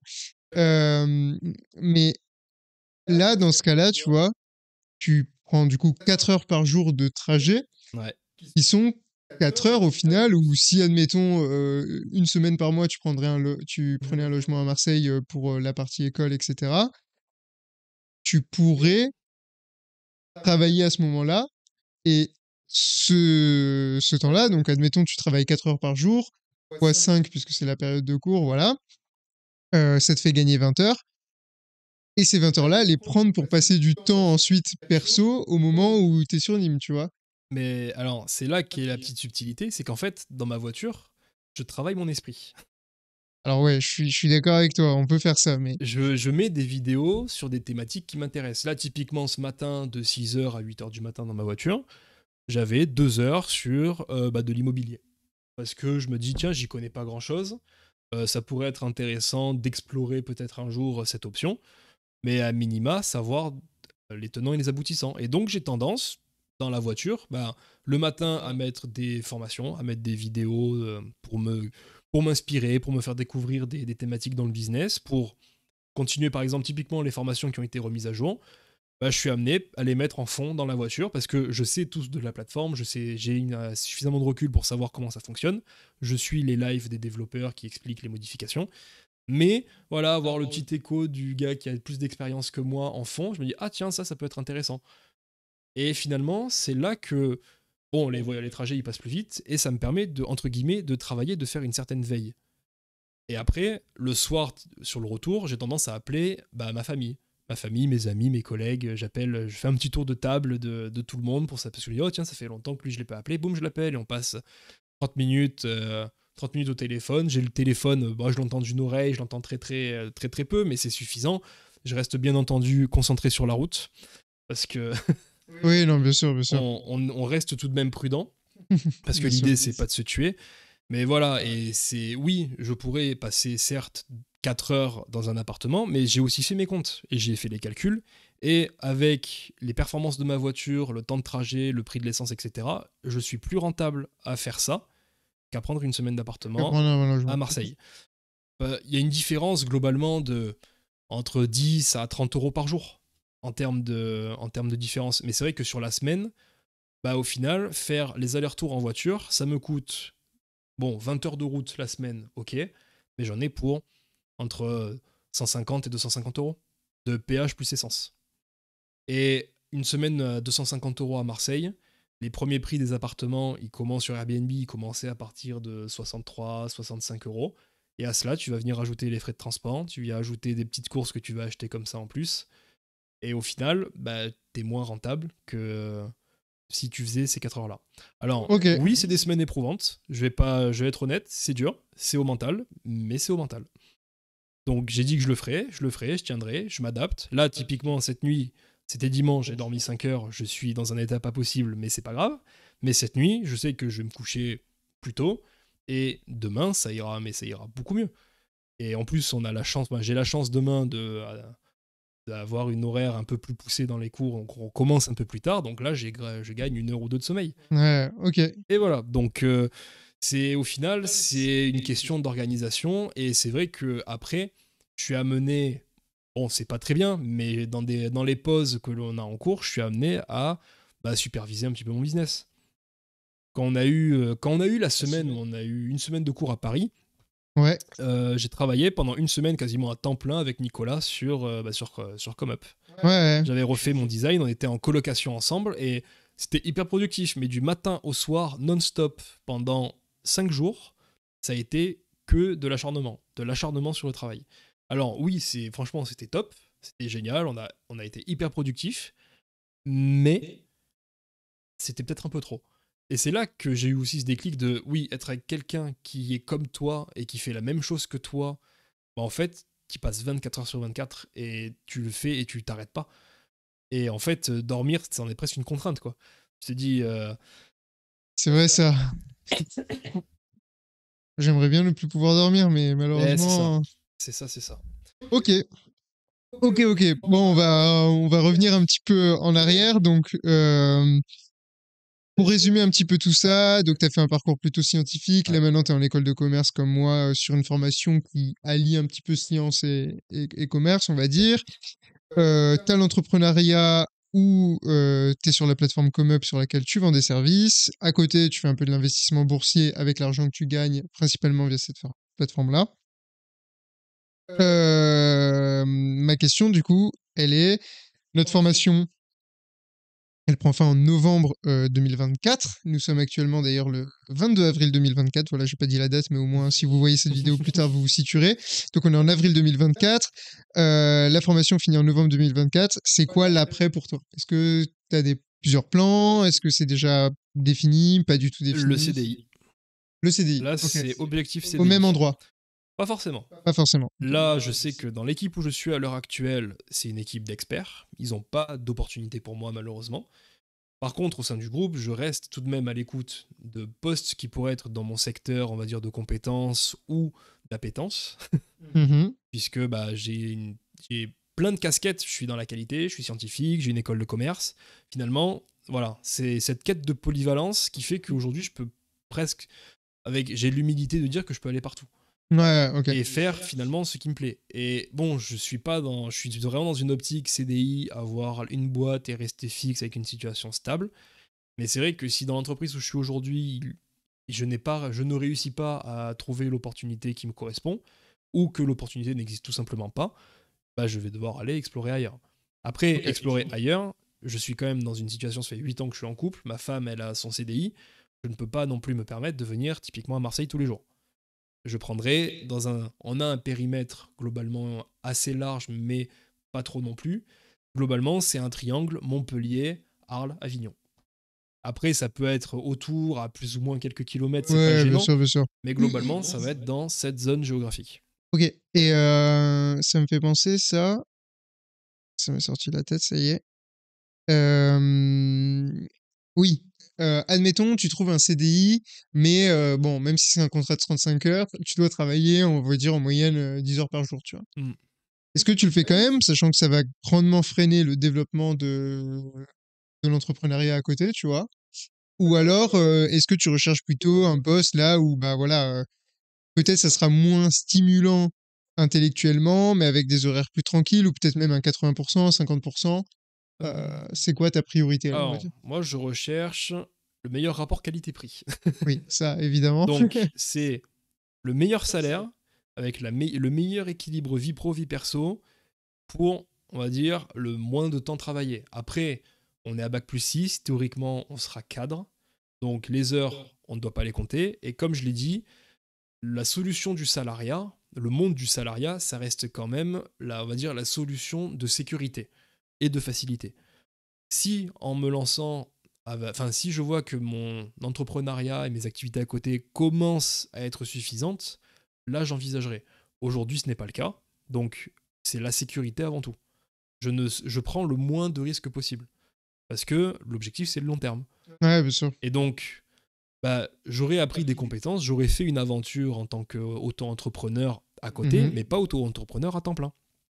Et ça m'a servi dans beaucoup de choses, ça me servira sûrement toujours et toute ma vie. Mais c'est vrai que si jamais je fais partie de ceux pour qui ça ne marche pas ou ceux de chez qui ça s'effondre après un certain temps, Mhm. bah là, finalement, le choix du salariat n'est peut-être pas une si mauvaise idée.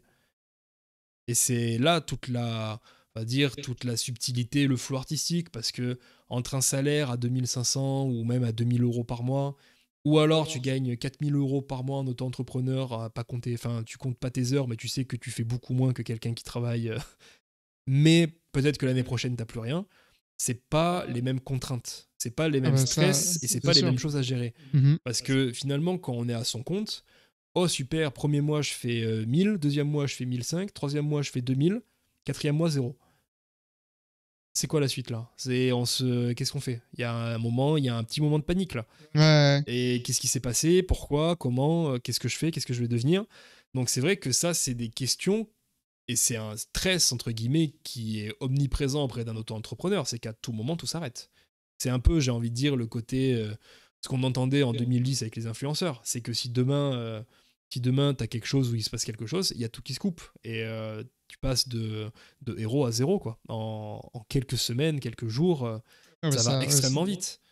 Donc, le choix du salariat, ça reste une option de sécurité. ok. Ok, ok. Donc, toi, vision, sortie d'études, là, plutôt le CDI. Oui, Ok. On va changer un petit peu de sujet, même si tu l'as déjà un petit peu abordé, mais tu mentionnais pas mal un peu cet aspect vie de famille. Tu dis que tu as ta femme, tu dois avoir une maison, des enfants, etc. Dans ta vie, globalement, là, c'est quoi un peu ben, tes rêves, tes objectifs? Qu'est-ce qui ferait c'est quoi dans 30 ans le Aurélien heureux? bah, il est millionnaire déjà. Ok, ok. Ça c'est vraiment dans le monde parfait où tout se passe bien, où les projets il y a sans accroc avec une équipe au top et des choses qui peuvent être délégables et déléguées. Eh bien, riche avec une résidence principale plus que correcte. On va dire, on va pas prendre je vais avoir la folie des grandeurs, mais je vais pas non plus prendre un manoir, tu vois. Avec, bon, une belle maison, avec une belle piscine, une belle voiture. Ne pas avoir à avoir de réveil le matin. Même si je Mhm. sais que, même en ayant ce mode de vie-là, je sais que ma femme, elle irait travailler quand même. Ma femme, c'est le métier de ses rêves, c'est sa passion. Si elle devient millionnaire, elle irait quand même travailler. Est-ce que tu peux dire ce qu'elle fait ou Elle est professeure des écoles. Ah oui, tu l'as Elle est dit, je suis bête, professeure je des suis bête, oui, écoles oui. en Ok. CE1. Et donc, elle se voit pas arrêter ça. Et Elle fait non, trop. c'est sa passion. C'est sa Ok. passion. Quand on lui donne 1 million, 10 millions, 100 millions, 1 milliard, elle dirait, elle dit, la vie, elle serait trop triste. Elle, ce qui lui a fait vibrer, c'est de partir le matin à l'école Éduquer et éduquer les des enfants. enfants. C'est le métier Ok. de ses rêves, c'est sa passion. Ok. Et moi, j'ai pas ce truc-là. Moi, je me dis, voilà, si j'ai 10 millions, bah, j'ai pas de réveil, je me lève quand je veux, je fais ce que je veux, je peux aller au bord de ma piscine ou de mon jacuzzi ou n'importe où, faire n'importe quoi. C'est voilà. Je pourrais rester derrière mon ordinateur à reprendre mes sales habitudes de gamer et en toute impunité et de temps en temps avoir à régler une fois dans la semaine, même 1 heure chaque jour.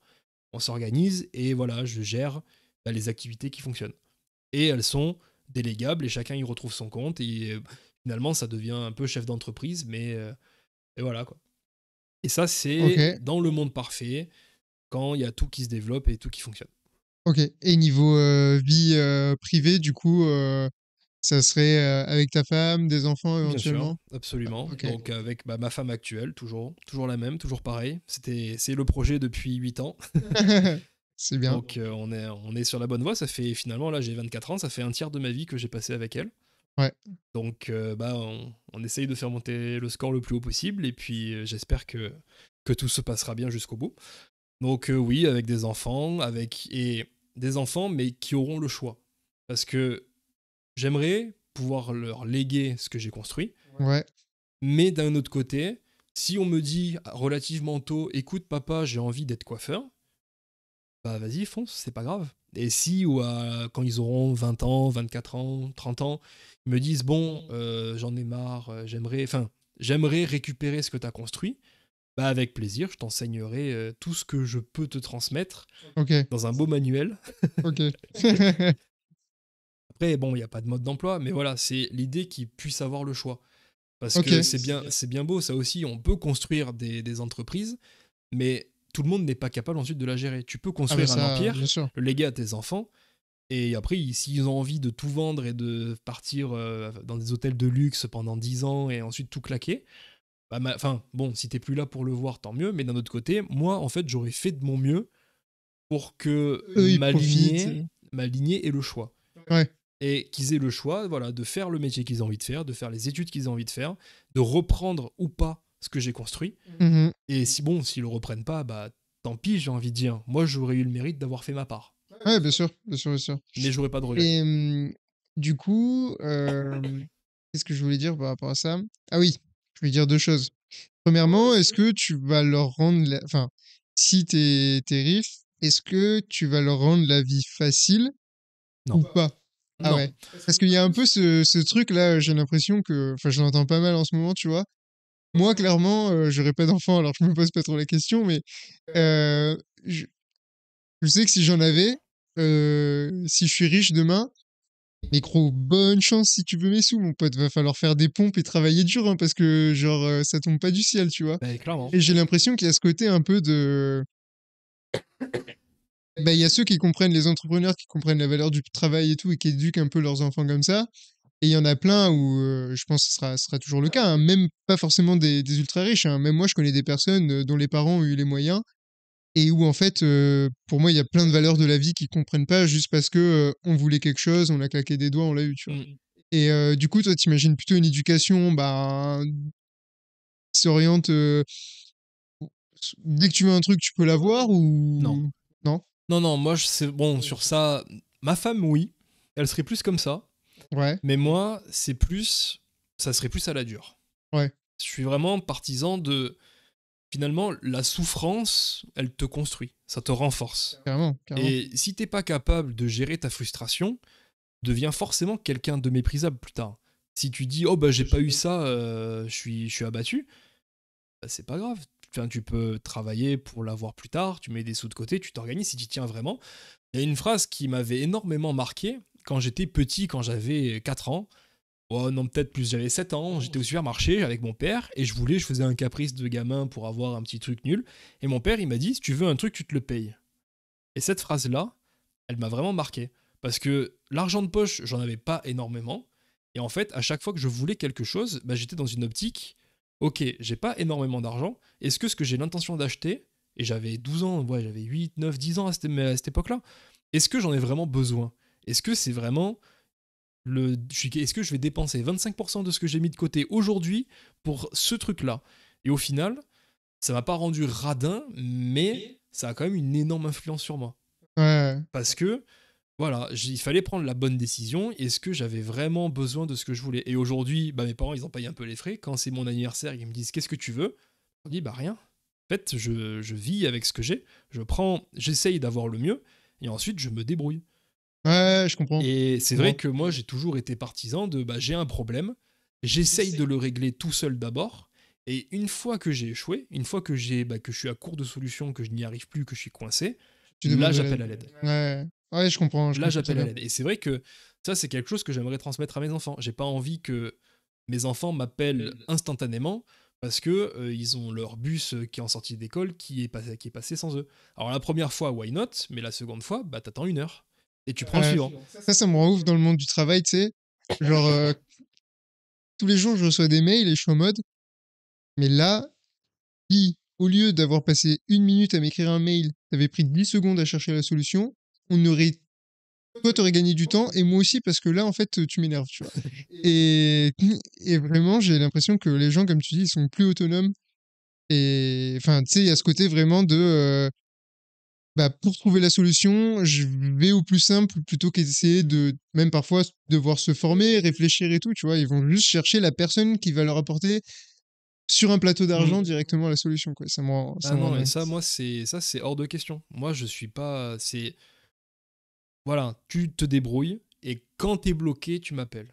Ouais, Et là, je vais pas. Bon, je peux peut-être t'envoyer bouler parce que si tu marcelles et si Oui, Si oui, bien voilà, il y sûr, a bien sûr. contexte dépendant avec Et la le but, c'est situation dans pas de laquelle je laisser la serai. personne dans la merde. Voilà. Ouais. S'il y a urgence, je suis là, mais que s'il y a urgence. Si la situation, elle aurait pu être résolue en attendant 1 heure, bah t'attends 1 heure. Ouais, C'est pas ouais. grave. Enfin, c'est ok, c'est dérangeant, c'est pas agréable. Nous, ça nous est tous arrivé, on en a survécu quoi. Ouais, bien sûr. Mais la Bien prochaine sûr. fois, il attendra 1 heure, et la prochaine fois, il attendra 1 heure, et la prochaine fois, il en attendra peut-être deux.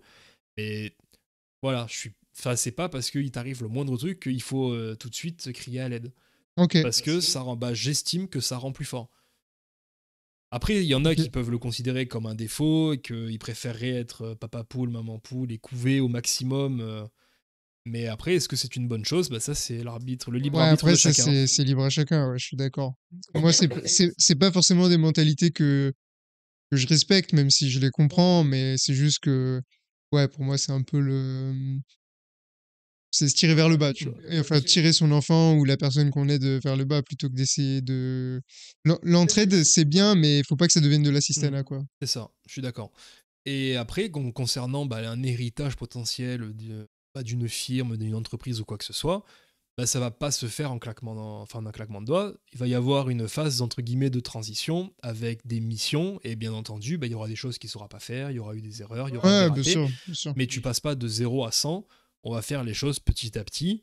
Et là, c'est même quelque chose que je suis en train de proposer un petit peu à mon père. Là, on rentre, enfin mes parents commencent à rentrer dans un certain âge, et je prends conscience que bah, il faudrait que je sois peut-être un petit peu plus présent pour les aider dans certaines tâches, dans certains trucs de gestion, en Parce que eux, commençant. ils ont une entreprise? Non, mes parents, ils n'ont pas d'entreprise, mais pour être parfaitement transparent, on a quelques immeubles. Enfin, immeubles, pardon. Non, non, on n'a pas des immeubles, on a quelques appartements. Ouais. On a quelques appartements, et il faut les gérer. Bon, il y a des agences qui s'en occupent et qui délèguent, qui ont récupéré une grande partie de tout ça. Mais c'est vrai que je disais à mon père, bah finalement les appartements, moi, enfin nous, toi tu sais les gérer, moi Ouais. je ne sais pas. Est-ce que c'est possible de commencer petit à petit à me déléguer ne serait-ce qu'un petit portfolio de un appartement que je gère moi pour apprendre? Donc il y aura des erreurs, il y aura des ratés, il y aura des problèmes. Mais c'est vrai que c'est des choses, voilà, ça s'apprend pas de manière intuitive. Et j'aimerais que mon père m'apprenne ça. Et si ça se passe bien avec un, puis il m'en passera un deuxième, puis un troisième, puis un quatrième. Et à terme, Ouais, c'est jusqu'à tous les moi récupérer. qui récupérerai finalement tout le reste. Et c'est moi qui pourrais, si j'ai envie d'arrêter les partenariats avec les agences immobilières, c'est moi qui récupérerai, qui m'en occuperai. C'est d'ailleurs un de mes projets, j'ai l'intention de monter une agence immobilière, par exemple. Puisqu'on a suffisamment, on va dire, d'appartements, puisque mon grand-père, il y a une lignée de médecins, ce qui fait que j'ai la chance d'être dans une famille qui a, on va dire, un capital de départ pour ce genre d'activité qui est quand même pas négligeable. Hmm. Après, il faut pouvoir le gérer, il faut pouvoir le justifier, faut vouloir le faire. Ouais, Mais bien c'est sûr. vrai que je me dis, j'ai la chance, entre guillemets, d'avoir ça en passé, et ce serait pertinent, ce serait même bien de pouvoir prendre le relais, faire des choses avec ce qu'on possède de base, plutôt que de laisser... bah, une agence immobilière prend globalement 1 mois de loyer par an pour gérer un appartement. Donc si tu as un loyer à 600, au lieu de faire donc sur 12 mois, ça te fait 7200, bah, tu vas toucher 6006. Hmm. En soi, ça te change rien à ta vie. Ils vont s'occuper de l'état des lieux, ils vont s'occuper de trouver des personnes, ils vont s'occuper de tous les problèmes. En soi, c'est top. Mais je me dis, bah, tous les ans, tu as quand même une certaine quantité par rapport Ouais, d'argent qui part, ouais. d'argent qui part. Bien Et je sûr. me dis, si c'est ton agence, l'argent il reste. Et tu fais le même boulot. Sachant que accessoirement, tu as pu recruter quelqu'un, parce que j'aurai la chance si jamais ce projet aboutit, parce que lui, il est loin dans la liste des priorités, c'est clairement pas une de mes priorités, mais c'est un projet comme un autre. Et voilà, tu commences, et quelqu'un qui veut lancer son agence, il part de zéro. Là, tu lances ton agence, tu as entre guillemets, bah, t'as le capital de ma famille qui permettrait entre guillemets d'alimenter le fonds de roulement de cette agence. Donc tu pars pas de Ok. zéro. Ok, ok. Intéressant. Je vais t'amener sur un autre sujet, toujours un peu en lien avec bah, ta vie de toute façon. Est-ce que à côté de bah, voilà, le professionnel un peu dont on parle beaucoup depuis tout à l'heure, tu as d'autres passions, des choses que tu aimes faire, etc. Je sais qu'il y a un moment de ta vie, tu faisais un peu de sport, Ouais. on en a déjà discuté, je sais pas si c'est encore le cas, tu parles aussi de jeux vidéo, etc. Est-ce que c'est vraiment voilà, des choses qui sont est, bon, suffisamment important dans ta vie pour en discuter ou pas Oui, forcément? on peut tout à fait. Alors du sport, j'en ai fait beaucoup. J'ai toujours été un peu enrobé. Ma quête, ça a toujours été les abdos, mais là encore une fois, c'est la discipline au niveau de l'alimentation. Ouais, Et là, c'est bon, on en avait déjà discuté en off ouais, à l'école. ouais. Ça, c'est encore un de mes défauts, un de mes démons que je combats régulièrement. Ok. Et ce week-end, il y a eu quelques entraves Importante. importantes. Ouais, ouais, je me suis vraiment cassé le ventre, mais bon, c'est pas grave. Non, le sport, j'avais fait 10 ans de natation. Ah ouais, quand même. Donc j'ai fait 2 ans de tennis, 2 ans de judo, 10 ans de natation. Ok. En première, je me suis inscrit en muscu dans des salles de sport et j'en ai fait jusqu'en troisième année de fac, donc ça devait faire 7 ans de muscu, Ok. quelque chose comme ça, peut-être un peu moins. Après, bon, il y a eu la crise Covid, donc là, toutes les salles de sport ont fermé et c'était dans une phase où j'avais besoin de faire du sport. Donc c'est dans la phase où tu es un peu accro, donc tu as besoin. Et là, j'ai découvert le sport au poids du corps. Donc bah ça m'a plu et j'ai persévéré. Donc après, là encore, j'ai pas forcément fait les meilleurs programmes d'entraînement, j'ai pas respecté les meilleures méthodes, j'ai pas eu la meilleure des diètes, mais j'étais quand même, je pense en master, mon premier master, j'étais bien. J'étais vraiment content de mon physique. Là, Ouais, c'est ça le plus important, hein. je fais C'est pour toi avant tout, hein. globalement, je tourne à 1,90 m et 100 kilos. Le Ok. 100 kilos, ça a toujours été mon chiffre. Je sais pas, je me dis voilà, C'est la ligne, voilà, il y a une c'est belle ligne. symbolique. Ok. Après, bon, quand j'étais en PACES, j'avais pris énormément de poids parce que bah, j'avais arrêté le sport pour les études et bah, là, je suis passé de 100% sport à zéro et ça, ma diète, elle a pas changé, donc j'ai fait les 100 kilos mais de graisse. Ouais. Ok. Alors après, en master, j'ai retapé les 100 kilos, je montais, je crois, jusqu'à 107. J'étais un peu gras, mais après, j'ai resséché. Et là, aujourd'hui, franchement, je suis à 100 kilos. J'ai peut-être perdu un peu de muscle, donc je dois être peut-être un peu en dessous maintenant. Mais en vrai, là, si j'ai l'intention, parce que cette année, c'est un peu compliqué, mais dès que je peux, je vais vraiment pouvoir m'y remettre et je vais aller retaper une bonne forme physique. Ok. Après, Toujours en un peu tout ce qui est calisthénie, poids calisthénie, du ouais, corps, j'aime beaucoup. etc. Après, c'est très dur parce que du coup, c'est pas un sport qui est fait pour les personnes grandes et lourdes. Et je suis grand et je suis lourd. Ouais, c'est sûr. Donc, c'est extrêmement compliqué. C'est vrai que les pompes, les pectoraux, c'est mon point fort. Ça a toujours été. Bah, c'était les premières choses que j'ai entraînées. C'est aussi comme ça que je me suis cassé les deux épaules. Parce qu'en muscu, je me suis cassé les épaules et les côtes. Mhm. Au développé couché, parce que je me tuais, mais je me tuais à la salle. J'avais des routines quand j'étais en sèche.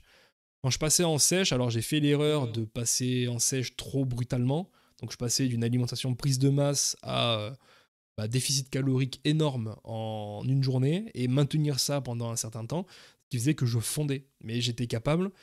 Bah, c'est une époque que ma femme, quand elle voit les photos, elle se dit mon Dieu, c'est pas possible. Parce qu'elle préfère quand je suis un peu plus épais. Mhm. Mais j'étais capable de j'avais perdu 12 kilos en un mois, quoi.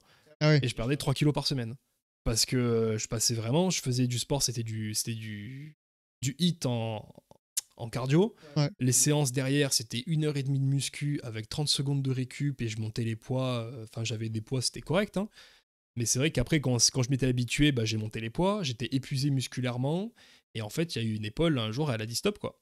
J'étais Ouais. au bench, j'étais à 80 kilos en sèche, en série, en 4x15.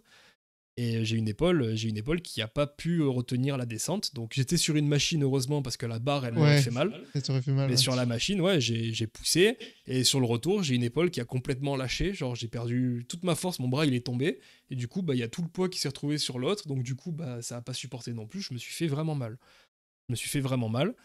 Ensuite, bon, j'ai eu rééducation. C'était rien de grave. C'était quand ça, la blessure à l'épaule, C'était là? en terminale. J'étais en Ah terminale. oui, donc il y a un peu de temps, ok. Il y a un peu de temps, oui, oui. La PACES, du coup, c'est là que j'ai eu la coupure de sport parce que je pouvais plus trop faire de sport en PACES. Donc Ouais, là, bien c'est là sûr, que j'ai classique. repris du poids. Je suis arrivé en première année de fac, j'ai repris la muscu. Donc pendant, bah, jusqu'à ce que les salles ferment. Donc là, je m'étais restabilisé, j'étais bien, j'étais content en vrai, hein. C'était bon, je pouvais pas y aller autant que je voulais comme en terminale parce qu'en terminale, j'y allais vraiment 2 heures par jour, tous les jours. Même quand on avait sport, on finissait le vendredi soir avec sport. Et derrière, je renchaînais avec 2 heures de muscu. Ouais, la muscu. En vrai, mon année de terminale, j'avais vraiment un planning, c'était génial, je me régalais. Je me réveillais, c'était une routine, mais de fou, hein. Je me réveillais à 6 heures, je me faisais mon omelette à 7 heures, à 7 heures, je partais, quoi. J'avais arrivé devant le lycée à 7h30, je traînais avec ma femme, les petits tourtereaux lycéens, on connaît. Et là, en fait, même si je commençais à 10h ou 11h du matin, j'étais là à 7h30. Comme ça, j'étais avec ma femme. Je passais mon temps en études ou dans les foyers comme on avait à notre établissement. Je faisais mes devoirs, je préparais mes leçons, je révisais, je préparais tout ce que j'avais à faire. Je faisais mon boulot, je faisais ma journée de cours, je me régalais en cours. Franchement, j'avais pas besoin de trop pousser intellectuellement et j'arrivais à suivre. Et en plus, il y avait beaucoup de cours qui m'intéressaient quand même. Tout ce qui était sciences, j'ai toujours adoré les sciences. Le soir, je restais jusqu'à ce que ma femme finisse les cours. Donc je restais en études pour faire les devoirs, préparer les exercices, réviser les leçons, etc. Une fois que je voyais ma femme, je partais à la salle 2 heures. Et globalement, je rentrais chez moi tous les jours à 8h, quoi. Je mangeais avec ma famille, je partais dans ma chambre et je me butais aux jeux vidéo de Le reste de la 21h soirée. jusqu'à 23h. Et après, hop, on recommençait. Et c'était ça toute l'année, quoi. Ah ouais, le lycéen. Ouais, belle époque, hein. Mais bon, aujourd'hui, la situation est très bien aussi, hein. Ok. Donc là, le sport un peu en stand-by, globalement. Ouais, parce que les Mais semaines à t'aimerais Marseille avec reprendre. 4 heures de route, c'est pas Ah, bien facile. sûr. Après, quand je suis à mon travail, on a un parc de street dans le campus, donc là, Ah je ouais, fais c'est mes cool, ça. séances. Donc là, le midi, en général, à mon travail, de midi à 13h30, je me fais ma séance plus la douche. Donc je fais 1000 sauts de corde à sauter. Donc je les fais en 8 minutes, à peu près. Ok. Entre 7 et 8 minutes, parce que j'ai une corde qui faisait le chrono, parce que je déteste le cardio, mais la corde, c'est le seul truc que j'aime. Ok. Et après, j'ai tendance à faire du PPL, donc c'est push-pull-leg, et je suis en train de retravailler un petit peu mon programme pour faire plus des choses orientées circuit, parce que c'est vrai qu'en calisthénie, on fait beaucoup de circuits, Mhm. et moi j'étais resté sur mes fondamentaux de muscu en push-pull-leg, et donc du coup, j'ai pas forcément eu des résultats qui sont visibles sur certains aspects qui auraient dû l'être. Après, je me dis, Mhm. je suis lourd, je suis grand, c'est pas la discipline la plus adaptée pour moi, mais j'aime quand même la pratiquer. J'ai beaucoup travaillé le handstand, ça fait des années que je l'entraîne et j'arrive à le tenir, ça dépend des fois, mais entre 0 et 5 secondes, quoi. Après, les épaules, je me suis beaucoup renforcé les épaules parce que les deux ont été cassés. Donc j'ai vraiment, vraiment renforcé les épaules avec le calisthénie et je me suis jamais fait mal, quoi. Et aujourd'hui, j'ai vraiment des épaules qui sont solides, je suis vraiment content, je suis capable du coup de faire des handstand push-up, j'en fais des séries de 4x10, 4x8, et je me dis, je suis à 100 kilos à pouvoir faire ça, quoi. Et je me dis, franchement, c'est lourd. Pas premier degré, mais. Ouais. Ok. Donc voilà, donc au niveau sport, c'est vraiment du Donc street ouais, comme t'as ça. quand même du maintien. Ouais, j'essaye. Parce que t'en fais un petit peu J'essaye. quand même Là, bon, souvent, quoi. voilà, je suis un peu gras, donc normalement, je suis en période de sèche, mais c'est vrai que c'est pas une année qui est facile parce que quand je me lève à 6h, que je rentre le soir à 8h, et j'ai vraiment faim parce que je suis fatigué. Et quand on est fatigué, on a faim, donc on mange plus de calories, en moyenne 400 par jour, quand on dort pas assez. Et je dors pas beaucoup. Mais bon, c'est juste temporaire et dès qu'il y a un CDI qui est signé, là je vais pouvoir Tu vas reprendre reprendre une le rigueur. sport, voilà, Ouais, reprendre une ok. rigueur sportive. Ok. Intéressant. Et les jeux vidéo, oui, t'avais les Et jeux j'avais vidéo. abordé les jeux vidéo, voilà. Alors les jeux vidéo, j'ai longuement joué à Dofus depuis mon CE1 jusqu'à aujourd'hui en fait, hein, j'y joue encore finalement. Ok. J'ai eu une relation assez particulière avec les jeux vidéo parce que c'est vrai que mon père il est dans l'informatique et je jouais globalement à des jeux vidéo qui n'étaient pas du tout de mon âge quand j'avais déjà 4 ans. Ah oui, d'accord. Donc quand j'avais 4 ans, je jouais à des jeux de guerre qui étaient sanglants, où tu Parce que tirais. lui-même jouait au jeu. Mon père Ok. lui-même jouait au jeu. Ok. Et j'ai toujours, on va dire, joué un peu avec mon père quand j'étais plus petit. Mais alors j'avais deux types de jeux, c'était voilà, les jeux de réflexion, style les Hadibou, les trucs qui te faisaient réfléchir, réviser tes maths de CP, CE1, etc. Et le week-end, c'était plus des jeux en coopération avec mon père, qu'on appelle des TTS, donc c'est les jeux, enfin les RTS, pardon, Real Time Strategy. Hmm. Donc c'était des jeux où tu construis une base, tu crées une armée, tu vas casser l'armée de l'autre. Et on jouait, donc j'étais dans l'équipe de mon père, et on jouait à 2, et après il y a eu mon frère qui lui aussi s'y est mis, et on était à 3, et on se combattait contre des IA, et on faisait voilà, de la réflexion, c'est de la stratégie, voilà, c'est des jeux comme ça que j'aimais bien. Ok. Et en parallèle, donc, j'ai eu la chance d'avoir donc mes grands-parents et le voisin des grands-parents finalement avaient le même âge que moi. Et aujourd'hui, c'est mon meilleur ami. Ok. Ah oui. Donc en fait, on se connaît depuis qu'on est tout petit. Parce que moi, j'étais dans le jardin de mes grands-parents et il y avait un petit grillage et il y avait le garçon d'à côté avec les parents qui ont dit « Oh, va lui dire bonjour ». Et au début, on parlait comme ça, très un grillage. Puis un jour, je suis allé chez eux. Puis de fil en Petit à aiguille, petit, de voilà. fil en aiguille, ouais. Et en Classique. fait, ça, on a toujours grandi comme ça. Moi, j'allais chez lui, il jouait à des jeux. Moi, lui, il allait chez mes grands-parents et je jouais à des jeux, on inversait, etc. Yes. Il m'a présenté Dofus en CE1. Enfin, j'y ai joué parce que je voulais jouer juste avec mes copains. Et en fait, aujourd'hui, c'est toujours le cas. Je joue à des jeux pour jouer avec mes copains. Ok, tu joues jamais tout seul? Je joue très rarement tout seul. Rarement. Très très rarement tout seul parce que quand je suis tout seul, finalement, je vais préférer faire du business. Ouais. Alors bon, il y a peut-être des moments où je vais vraiment avoir besoin de souffler et j'ai passé une sale journée comme ça peut arriver. Je me dis vas-y là, je me pose, je me fais une partie tout seul, tranquille, je me mets ma musique et voilà, histoire de souffler un coup. Mais la plupart du temps, je préfère vraiment jouer avec mes collègues. Ouais, Donc ça va être donc Dofus qui m'a d'ailleurs appris beaucoup de principes d'économie. Mais oui, c'est vrai. c'est un jeu où il y a toute une gestion d'économie et c'est vrai que moi c'est quelque chose, voilà, je faisais des études de marché, j'étais en CM2 quoi. J'allais rebondir un peu dessus, tu vois, dire est-ce que les jeux vidéo t'ont appris certaines choses qui te sont encore utiles du coup aujourd'hui Très clairement. J'ai toujours été un peu naïf, de ce qui raccorde avec le côté yes man. Je me présente un projet, t'as besoin d'un fonds, je vais être en mode bah vas-y, why not. Donc peut-être qu'un jour ça se retournera contre moi. Ouais. Mais c'est vrai que c'était des jeux où il y a de l'argent, enfin de l'argent en jeu. On avait un personnage, as des métiers, tu trouves, on va dire, une niche pour générer une économie, pour te payer ton abonnement, pour pouvoir continuer de jouer au jeu, mais tout en sans que ça te prenne non plus trop de temps, parce que si tu passes ton temps à faire que de l'argent, ce qui finalement ce que je faisais moi, et après tu jouais pas, tu faisais pas des donjons, tu faisais pas tes quêtes, t'étais juste là. Voilà. Et après moi j'aimais trop ça, hein, de faire de l'argent sur Dofus. J'écoutais un gars qui disait, il disait un truc du genre, je comprends pas pourquoi les gens ils font tout dans World of Warcraft, tu sais, pour avoir le personnage le plus stylé, hyper baraque, épaulette de feu, tu vois et tout. Et il fait, et dans la vraie vie, ils se respectent pas, tu vois. Et genre, c'est un truc bon, je comprends les deux profils, etc., tu vois, mais je me dis, putain, s'il y avait des gens qui appliquaient la même rigueur qu'ils ont dans les jeux, parce qu'il y en a, ils poussent, tu sais, pour être genre dans le top 10 monde, etc., à un niveau de jeu, d'organisation, machin et tout, ils l'appliquaient à des principes de la vraie vie, ils auraient une vie de fou furieux, tu vois. Ah ouais, Alors mais... après, je dis pas peut-être que eux ils kiffent leur vie en étant top 10 dans un jeu, etc., tu vois. Mais voilà, ça me fait rire de voir à quel point des fois ceux qu'on peut avoir tendance de traiter de gros geeks ou quoi, tu vois, c'est peut-être des gros génies de l'organisation, etc. Ouais, c'est Et d'ailleurs, clair. maintenant, on le voit de plus en plus avec l'e-sport où, en fait, genre quand tu suis les entraînements de ceux qui font de l'e-sport, tous les jours, ils ont du sport, etc. Parce que, enfin, tout est Ouais, relié, quoi, tu vois. ouais, c'est clair, c'est clair. Mais du coup, ouais, donc Dofus, grosse, enfin, j'y joue encore. Hein. On a une nouvelle, enfin, on a des phases parce que moi, c'est beaucoup des cycles avec mes collègues. Ça va être LOL, enfin, donc League of Legends, Dofus, potentiellement Rainbow Six Siege. Mhm. Et après, ça va dépendre peut-être des jeux du moment. S'il y Des a un sorties, nouveau ouais. truc qui sort, on y joue tous. Là, quand il y aura GTA 6, je pense qu'il y aura une grosse session GTA 6. Mais voilà. Et finalement, j'y jouais.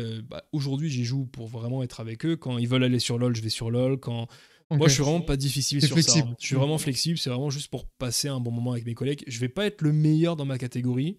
Je vais pas être dans une optique d'être dans l'e-sport, d'être ultra compétitif, même si je fais que des compétitions sur les jeux. Hein. C'est que des parties classées, etc. Parce que j'aime me dire que je vais quand même me donner à fond et je vais battre des gens qui se sont donnés à fond. Mhm. Plutôt que, oh oui, je découvre mon personnage, je fais n'importe quoi. Voilà, c'est ce petit côté-là que j'apprécie. Mais sinon, oui, c'est toujours comme ça.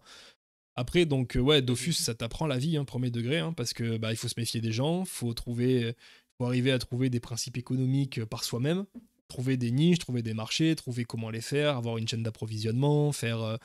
C'est plein de choses qu'aujourd'hui on est arrivé à mettre des noms dessus, mais moi à cette époque-là, j'en avais aucune idée. Et j'étais là, je sortais mon Excel, je sortais ma petite calculette et je faisais mes rendements. J'étais en mode bon, si j'en fais 10, machin, tac, tac, tac. T'avais toute ta fréquence de vente, t'avais vraiment des vrais principes d'économie. Ouais, bah les économies dans les jeux, c'est. Et moi j'adorais ça, c'était vraiment, je me connectais, et qu'est-ce que ça me faisait plaisir de voir des 6 chiffres de vente quand tu te réveilles, tu fais, waouh, trop bien, je vais pouvoir tout reclaquer dans des trucs pour générer encore plus, Ouais, et encore plus, et encore plus. Et c'est vrai que j'étais arrivé dans un stade, là je me suis acheté on va dire, un équipement optimisé à la fin, mais parce que j'avais 200 millions et ça me coûtait 50. Et ouais. quand j'avais 50, mon collègue, lui, il avait plus rien, parce que lui, il dit qu'il a assez, il achète. Il a acheté les trucs. Il achetait les trucs. Et moi, j'étais là, je Mhm. disais non, je suis pas prêt. Parce que si je me retrouve avec 1 million, 1 million de Kama dans Dofus, c'est rien du tout, même si 1 million, ça paraît énorme. 1 million, c'est rien du tout. Moi, je me sentais pas en sécurité. Moi, je me dis, moins de 10 millions, je commence à voir ça. Je vois flou. Ouais. Je vois Ok. flou, je me dis, mince, qu'est-ce que je vais devenir? Alors qu'il y en a, juste, ils ont 2 millions, ils se disent, mon Dieu, c'est déjà trop. Et Ok. voilà, donc j'ai vraiment économisé pour tout acheter ensuite plus tard. Et aujourd'hui, là, voilà, je suis tranquille et je continue de faire de l'argent finalement. Mais j'ai quand Mais même mon réel. équipement et je peux. Ah non, même dans Dofus, hein, je me reconnecte, je me fais juste de l'argent, j'avance mes quêtes, j'avance le jeu avec mes collègues. Mais je suis entre guillemets tranquille et je suis serein. Ouais, je vois. Après, sur League of Legends, là aujourd'hui, je suis Emerald. Bon, c'est pas exceptionnel, je suis pas meilleur joueur du monde. J'aime bien jouer support parce que ça rejoint finalement, c'est un peu le poste que j'ai dans la vraie vie. Je suis support, hein, je suis Support support des influenceurs. des influenceurs, là, support en in-game. C'est ça. Donc je suis là, je protège et je fais de mon mieux pour que la partie se passe bien. Et après, bon, les jeux de tir, c'était un peu plus compliqué parce que j'avais pas la meilleure visée possible, donc je me défends comme je peux. Et après, les jeux de stratégie, par contre, je suis pas mauvais. Les jeux de construction de base parce que là après c'est des principes militaires, tu mets les tanks devant, tu mets les snipers derrière, alors que c'est vrai que moi je jouais avec des collègues, bah, ils avaient tendance à tout envoyer d'un coup et tu dis bah non, je comprends pas, je me suis fait balayer. Eh bah ouais, mais quand tes soldats ils sont tout devant et qu'il y a des mitrailleuses en face, il vaut mieux que les mitrailleuses elles tirent sur tes tanks et que Ouais. derrière ils soient protégés. Même si, parce que tes tanks, tu te dis, ouais, ils tirent de plus loin, ils font plus mal, etc. Mais la fonction première, c'est de tanker, en fait. Les protéger, ouais, bien sûr. Voilà. Et Bien sûr, bon, bien sûr. c'était de la stratégie, c'était de la réflexion, parce que bah, j'aime bien réfléchir. C'est peut-être mon profil qui fait que je suis comme ça. Mais voilà, sinon, les jeux, ouais, flexibilité et plaisir avant tout, quoi. Ok, ok, ok. Grave cool. On va arriver très doucement sur la fin. En tout cas, moi, je t'ai posé un petit peu toutes les questions que je pose d'habitude. J'ai toujours 3 questions pour la fin, voilà, puisque Parce que c'est la j'ai fin. ouais, puisque c'est la fin, voilà, j'ai pas de continuité à ma phrase. Donc déjà, première question, est-ce qu'il y a des sujets dont toi tu aimerais parler, auxquels voilà, j'aurais pu ne pas penser et que tu aurais aimé aborder ou des choses comme ça? Voilà, généralement les gens n'en ont pas forcément, mais s'il y a quelque chose qui Voilà, te... j'en ai pas forcément. Allez, et ben À écoute, part, parfait. j'aurais dit, à part te retourner l'ascenseur de toutes les questions, mais il aurait refallu 2 heures pour. Ouais, ouais, c'est ça. Il y a beaucoup de gens qui me disent, ouais, à quand le sommes-nous vraiment tous des randoms du roi crapaud, etc. Mais en fait, il faut rester vivant plus longtemps que moi parce que ça sortira dans mon autobiographie qui sort en post-mortem, en fait. Ok, Voilà. J'ai prévu d'écrire 4 livres dans ma vie, dont celui-ci qui sortira après ma mort uniquement. d'accord. Donc voilà, si vous voulez tout savoir, restez en vie plus longtemps que moi. Bonne chance parce que je prends extrêmement soin de ma santé, mais tant mieux pour vous si vous réussissez. Euh, Ensuite, deuxième question, est-ce que tu aurais une découverte culturelle à partager donc quand je dis découverte culturelle, ça peut être ben, une musique, un livre, un podcast, un jeu, une peinture, enfin vraiment n'importe quoi qui te passe par la tête. Il peut y avoir plusieurs choses, hein, tu peux, voilà. Mais moi-même, personnellement, j'aime bien découvrir des choses. Je pense que tout le monde aime bien avoir des idées au moins, tu vois. Par exemple, un livre, ils vont pas forcément le lire, mais les gens vont au moins taper le titre sur Internet. Donc, Ok. si tu as des choses qui te passent... Donc, ça peut être, oui, pardon, ça peut être des choses qui t'ont marqué, on va dire, récemment, tu vois, ou alors des choses qui ont un impact fort dans ta vie. Voilà. Quelque chose que tu veux partager. Il n'y a J'en ai pas de trois, je règle. pense. Allez, J'en ai vas-y. trois. Parfait. Donc, il y en a deux, c'est des chaînes de développement personnel. Ok. Donc, il y a celle de Emilio Abril Ok. et il y a celle de Far From Week. Ok. Donc, ce sont, je pense, les deux chaînes qui ont déclenché mon déclic. Et c'est pas une blague, hein, je suis vraiment tombé dessus par hasard. J'ai écouté, je me suis pris une claque de réalité et j'ai fait OK. C'est plus possible de rester. Emilio, c'est le gars qui fait du street, non? Pas lui. Il en a fait, il fait de la muscu là, il me semble. Mais Ok, mais c'est le gars qui a, comment ça s'appelle, The Reboot Camp, là, un truc comme ça? je sais pas du tout. C'est pas lui? Je sais pas du tout. Peut-être que je mélange. Mais ok, Bon. et la deuxième chaîne, t'as dit? Et la deuxième chaîne, c'est Far From Week. Ça, C'est une chaîne anglaise de bras et de développement personnel, on va dire plus orientée masculin. Il y en a qui diront que c'est de la masculinité toxique. Bon, ça. Bon, Ça, on va pas en parler ici parce que voilà, sinon mais je... j'avais trouvé ça inspirant et pareil, c'était finalement des petites claques de réalité qui font que j'ai identifié des comportements chez moi que j'ai souhaité changer.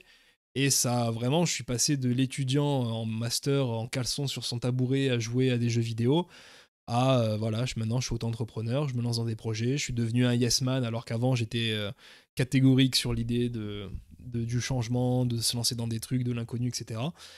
Et ensuite, la troisième chose, c'est une musique, c'est After Dark de Monsieur Kitty. C'est une musique assez connue. Non. Mais After Dark. ouais, je l'écoute en boucle, ça doit faire 3-4 ans, je pense. Ah ouais. Et vraiment ouais, je sais pas, c'est une musique, elle a quelque chose.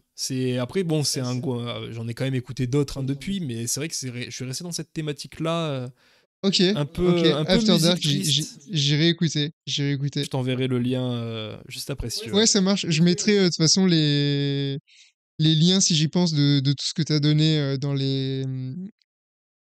la description bah, voilà, du podcast, de la vidéo sur YouTube, enfin, sur la plateforme dans laquelle les gens écouteront au replay. Et je mettrai aussi ton compte ComeUp. Ok, Et super. comme ça, merci. les gens, bah, si vous voulez faire appel à Aurélien ou au moins voir ce qu'il propose, etc., bah, vous pouvez cliquer. Et si vous voulez juste lui donner de la force, vous pouvez aussi cliquer parce que bah, j'imagine que ça participe au référencement, le nombre de visiteurs sur ta entendu. page. Donc si vous voulez l'aider, d'ailleurs j'en profite pour dire que si vous voulez m'aider moi aussi, vous pouvez aussi laisser 5 étoiles sur Spotify, Apple Podcast, machin, lâcher un like sur YouTube, partager, commenter, enfin faire tous les trucs que vous connaissez déjà. Arrêtez de faire genre que vous savez pas comment faire. On est en 2024, à un moment, si vous savez pas comment faire, c'est que apprenez, voilà, c'est tout ce que je peux vous dire. Et on en arrive à la toute dernière question pour finir ce podcast, parce que j'aime toujours finir en beauté. La question, elle est très simple. Est-ce que tu peux nous dire un truc positif pour conclure? Un truc positif. Alors, ça, c'est un peu pareil. Il n'y a pas forcément de règles. On a eu bah, il faut plus souvent dire je t'aime aux gens qu'on aime. On a eu des rester fort. On a eu enfin voilà, ou un truc qui, toi, te semble positif. Ça peut être encore à nouveau un partage culturel. Je sais plus tout ce qu'on a eu, mais voilà, il y en a qui ont dit qu'un truc positif, c'était bah, hier, je suis allé marcher, il faisait beau, j'étais heureux, voilà. Ça peut être vraiment ce que tu veux, mais quelque chose qui amène un peu une good vibe. Ah bah moi je dirais que bah, finalement vous pouvez faire ce que vous voulez dans la vie, la seule limite c'est vous quoi.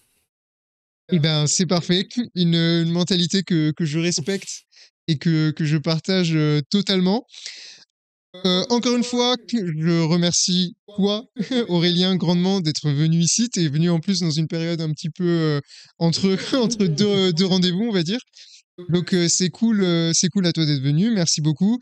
Donnez de la force à Aurélien encore une fois en allant voir son come-up, etc. Laissez un petit commentaire. N'hésitez pas à rebondir sur des choses qu'il a pu dire aussi en commentaire, hein.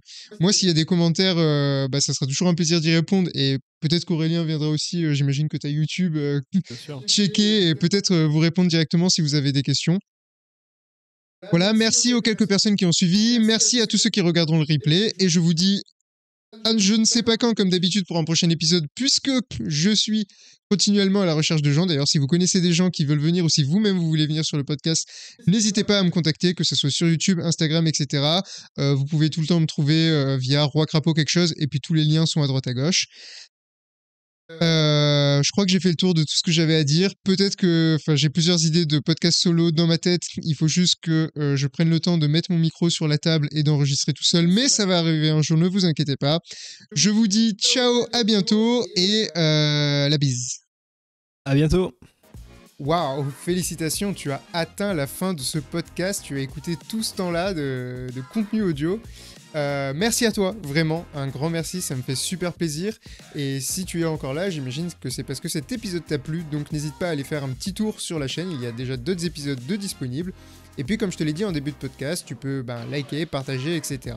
Bref, j'imagine que tu connais tout ça très bien, Internet c'est pas nouveau, et puis si tu as besoin d'aide, n'hésite pas à me contacter, je t'aiguillerai pour tout ça. Merci beaucoup, à très bientôt, tchuss.